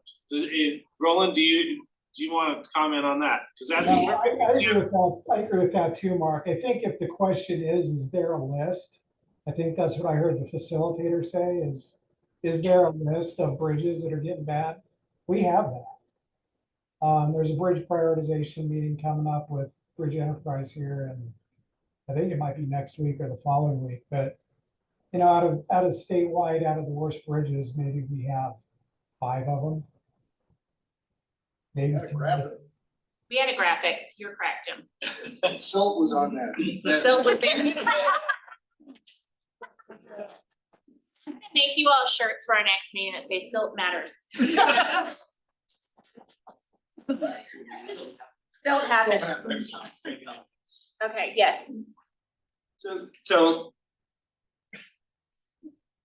I think the region does have to have some priorities. Right. Because that's what was able to get the largest infra grant prior to Floyd Hill was this was our #1 priority. We don't know how we're gonna fund it.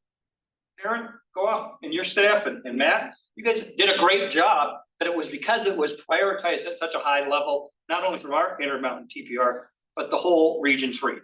So prioritization counts. Don't know how we're gonna fund it. County, #1 project from each county, that's how we did it. Then get together and go, okay, let's fund each number one, can we fund each number two, can we fund each number three? And you start to go that, or does somebody's number three maybe a little higher than somebody's number two, and you know, we need to go 1, 1, 1, 1, 1, 2, 2, 3, you know, but there has to be some kind of level, and it is our ranking, it's not CDOT. That was 100% done by us, and then, you know, that's important. And we need to stay together as a region and say, because I think, you know, versus just saying, hey, it's Silverthorne's #1 project, you're just Silverthorne. If you can get 5 counties, all these agencies saying that is very, very important, it just carries so much more weight. Was there a comment over here? Yeah, just in terms of process and how we think about this, Brian, I think there are some projects that no one county might list on their list, but we collectively agree are of mega significance. And that could be Vail Pass, it could be Glenwood Canyon, right? And if there's a way that we as a group can say, yep, we all recognize the importance of those projects that are really of greater statewide significance and express that in the plan, that would be great. And then the smaller, not smaller, but more locally specific projects like interchanges or a Castle Creek Bridge or something like that. We do that work as local communities meeting at a county level to kind of come up with that. I think that could work really well. I just don't want us to lose sight of these big, huge things that span counties and really span the state or of importance to the state, like, you know, Glenwood Canyon safety improvement project. To a huge amount. To a huge amount of And there's a question back here. Yes, agreed, and make that as a note under ideas. Well, I find this kind of funny, because I have a transportation commission, I'm a public works director here, and I'll make this very short. I have a 5, 10, 20-year plan.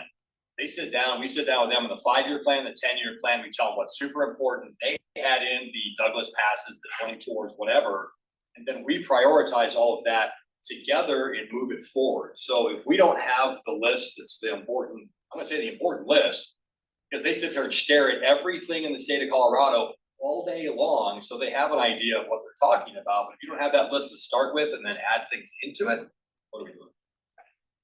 Fair question. And basically you have, when I gave this, that is our list going forward for 27. What we have in design is what we're working on. Those are our priorities. So if you want that, that's pretty much it as far as capacity improvement. We try to handle asset management and safety as much as we can under our own, but this is that list. Okay, so we're running out of time. Let me go over a couple of things real quick that we've touched on so far. So it sounds like we're starting to talk about our process for prioritization. We want to move forward to prioritization October. Can we do that? And I'm looking at, don't kill me, CDOT, but can we have a meeting where we're just talking about project prioritization and fewer CDOT updates? Is that it? Can we do that? In October?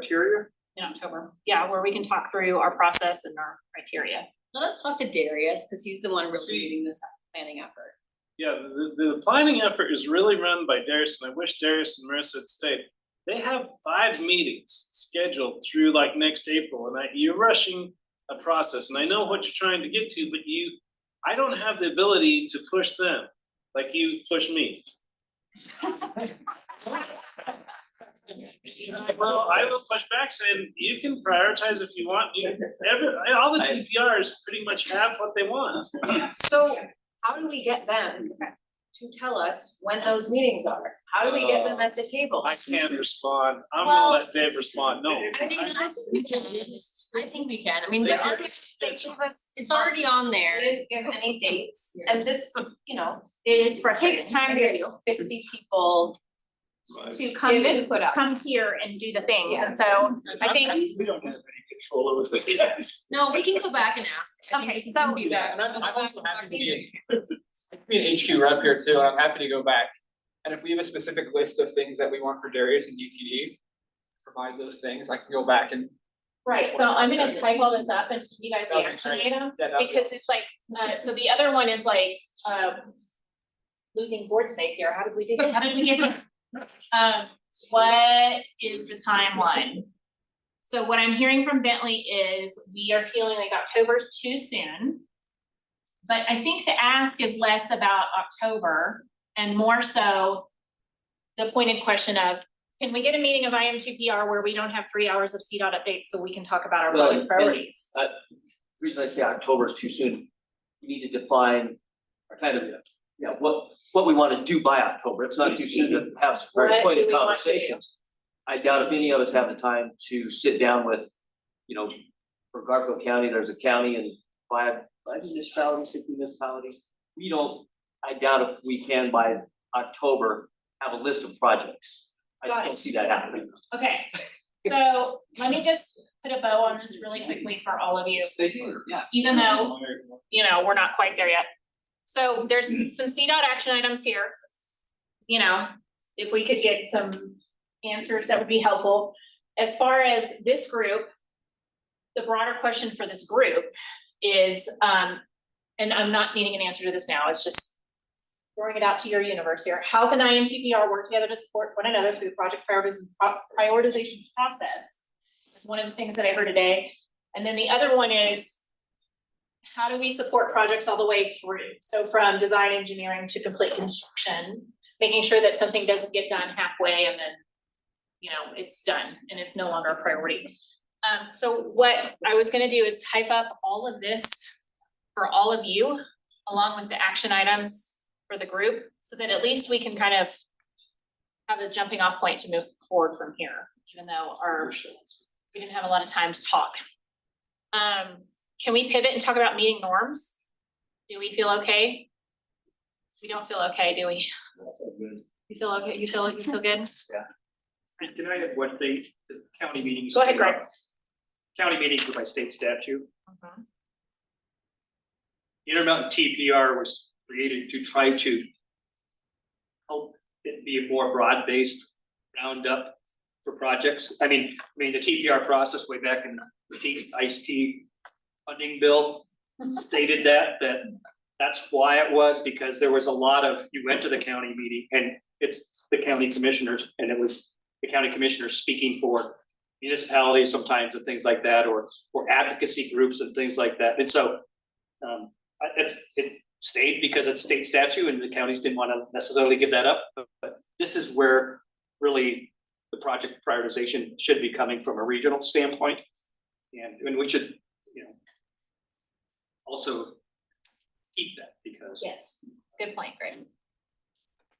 Are there any other parting thoughts before we move on to the next item, Tom? It would really be nice to know what is already funded so that we don't put that as a priority. Sure. And I think that kind of ties into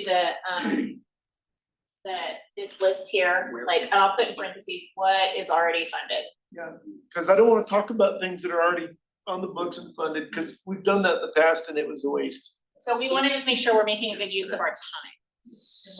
I have an extreme question on that. So when you say funded, like this whole project's funded and there's no more need for funding? Or is the design funded only, there's yet a construction funding, whatever that is, because let's take 203, for example. Yes. I think it is not construction funded. Partially, that's the problem. If you don't keep it there, and this is an excellent point. If you don't keep it there until it's done, and I think I have enough CDOT folks backing me here. Until it's done, we gotta keep it on the priority list. So That's all I'm saying. that's what we need to do. That's all we need to, okay, we're gonna pause there, because that's again, we're in the weeds. Okay. Meeting norms, everyone should have a copy of these. They're in your packet.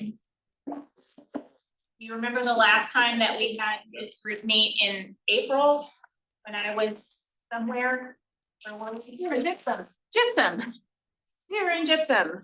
And we talked about meeting norms, and we kind of had it, and actually our discussion really dove into the meeting norms. It's this piece of paper right here, and it's double-sided, and it has some icons on it that are blue. I did not draft up these meeting norms in a vacuum. I based them 100% on the notes from that meeting and the things that you guys said. I did add in some standardized items. And I don't know, I'm looking at Brian and Bentley, like, are we voting on these, or what are we doing with these today? What do we wanna do? Yeah, I think, I don't know that we need to vote. I think Okay. it's just general agreement that things are the norm. So let me, There's some purging that needs to happen, let's do it. okay, so I'm gonna run through these really briefly so we can get to your individual updates and get out of here. I put your purpose statement on here. I just broke them into categories: organizing and conducting meetings, building relationships and trust. And then on the back, communication, collaboration, and advocacy. I don't feel like I need to read off every single one of these, but the one thing that I did add on today based on your conversation was the voting process. And so I was gonna work with Brian and Bentley to make sure that I've captured that correctly based on your rules. The one thing that I was gonna point out here, and CDOT, just, sorry, I'm picking on you. Can we get meeting materials 1 week in advance of the meetings so that we're not blindsided with what we're gonna talk about? Please. It's a bullet, it's a bullet. I can promise from Region 3, I will do my best from Region 3. Can we communicate to the higher ups, like, hey, the IMTPR needs it a week We in do advance? that, I have people, Okay. we do that. Okay, I feel like I'm the only person that can say that out loud, so I'm gonna say it out loud. Meredith, you can add to my list for 1 week, industry representative, 1 week in advance. so I will talk to It's BTD. okay. Thank you. Appreciate your commitment. Okay, so take a look at this. If you have anything that you just vehemently disagree with, really, it's just communication, respect, voting, all that stuff. It's standard stuff, but I will add in the voting thing and have them send it back to you with these notes. I Mark, wanna add a caveat. caveat. I will not send out something. Now the one product that I had that I went over, I will not send that out until I have a chance to actually visit and talk it through. Because there's, especially when it comes to funding an RPP, there are times when it has to be explained before a lot of questions. So I purposely did not send that. I had that done 2-3 weeks ago, because I shared it with the TPR chairs. But I will not send that out until I really have a chance to explain it, because a lot of it just needed to be explained. But that's the only caveat I will hold on to. I think the MMOF Yes. presentation, that got to me like 2 days ago, so. And if there is a significant amount of information that we need to talk about and make decisions. Yeah. I need to know I that. agree with that. Yeah, and it was kind of a fairness thing, because that was blindsiding today. It was like, oh, we need you to talk about priorities for MMOF, and we're like, we just got this information 10 seconds ago. I'd like to get that, like Mark, your update was more just an update, here's a process, there yours wasn't was- decision making it was- that needed. Thank you, that's 20 years of me working with everybody to know what I got. But the MMOF, when we're then asked in a 30-minute conversation with, oh, here's 10 questions that you need to answer now. Right. So I think those are the things that need to come out ahead of time, or these are not just, it's not like action items after a meeting, these are voting, these are discussion ahead of time, that's more important than just an update or a presentation of something. So I'm gonna update that bullet to read, we provide meeting materials 1 week in advance of meetings, particularly for items that require discussion or decision making. Which, if Mark's giving an update, that's, yeah, we get it. Okay, so I'm gonna correct Bentley. Just one thing I wanted to throw out to the group to consider. Do we need to include in here something that references the chair, whoever that may be? The chair's ability to make some decisions on behalf of this group that may not, I don't know how we would define what the level of impact or the level of importance is, but because we only meet quarterly, there are things that might occur that the chairman may need to be prepared to act on, and hopefully the best faith or faith of the group or whatever, however you want to phrase it, but they need to be able to do stuff. Yeah, does that sound reasonable to you all? And that's a bit of that informed consent type of thing, where you know, Right. we get it from Dana and says, here's the issue, nobody has any problems, Brian will sign it. Yeah, and like Mark was saying, he gets the 4 TPR chairmen together for whatever kind of decisions. You know, as long as the chairman's making that decision from an informed position based on conversations that have taken place and kind of the thoughts and collective agreement of the staff, then should be able to. Because if not, the wheels stop. Okay, okay, so we'll add in some language to that. I'm gonna make sure that you guys get an updated copy of this along with all of this from today, in advance of your next meeting and with plenty of time to look at it and More than a week. make comments, more than a week. Yes. Not sure if I've seen it here, but we've also need to commit to ourselves that we have read the packets and we're prepared to discuss. Yes, we will add Because the that. amount of time spent at some of these meetings, rereading presentations that were given to us nearly verbatim, I think is a waste of all of our time. And yeah. Got it. Anything else for the good of the order? I'm wrapping 3 minutes early so that y'all can get to your updates. So I'm gonna turn it back over to Brian and Billy. Great, thank you. Yeah. Thank you. We did reserve some time if there was any critical updates that needed to happen from the county or municipality standpoint. I'm not gonna go around and call on everybody, but just to go around the room if there's anything that ought to be said. Yeah, Connie. I just can't resist an opportunity to share our updates again from Eagle Valley Transportation Authority. And a reminder, we're now Core Transit, that's our brand new name. It's coming together with the August 4th transition of all transit operations from Eagle County to Core Transit. So as of August 4th, Eagle County will no longer be operating a regional transportation authority or regional transportation. It'll all be in our bucket. So pretty big, pretty exciting. We've also launched our broader fare-free zone. Most of our transit right now is fare-free from the town of Eagle through Vale, including Minturn as well. And so that's kind of all coming together in this transition, in this move to Core Transit. So just want to make sure everyone's aware of who we are when you hear that name and that big things are happening in Eagle County. So thank you. Congratulations. That's awesome. Yeah. We are working on microtransit. We hired a consultant and I don't have more than that, but it's, you know, it's one of those things we're looking at. I don't know if it'll go forward or not. All right, somebody else. Great, thank you. Let's know how it goes. Yeah. Margaret, anything from 7? Anybody else, any updates, folks? We are completing our regional transit center of the Springs. We were working on, Raptor's been working on that for 15 years, ensure that you've all heard about it. There's funding that's somehow been involved with the support. $120 million project.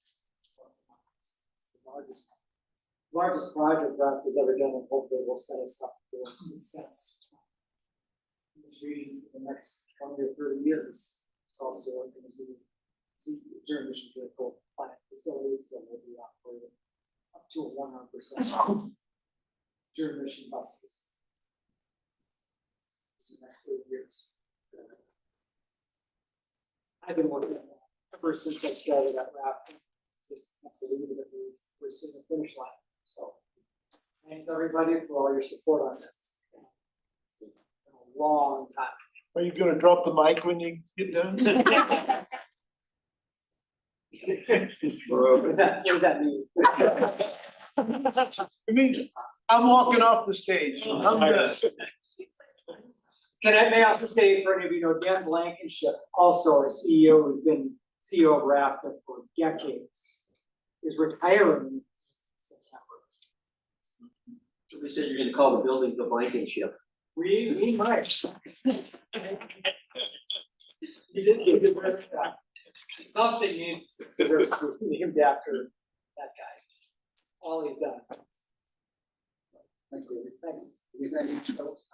Snowmass Village continues to work hard to come up with a transit improvement at the Snowmass Mall. Been working hard now for 40 years and the process continues.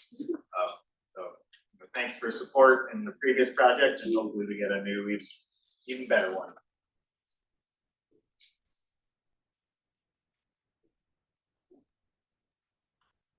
Anything?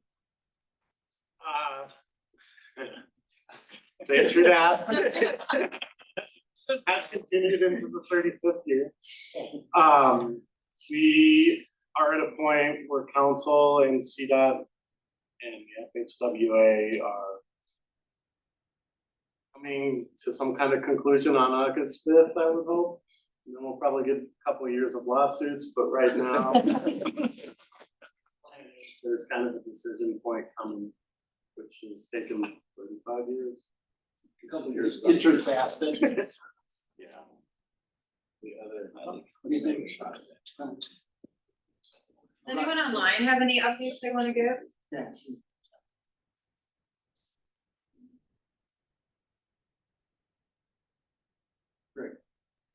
We did just adopt our 2045 master mobility plan, so we have our list ready. But that was a 2-year process, and so, those are important, and that's what drives, local agencies bringing their projects forward, so. You're ahead of the game. We're finalizing ours. Well, thank you all for coming. Have a good weekend, and we'll see you in October on the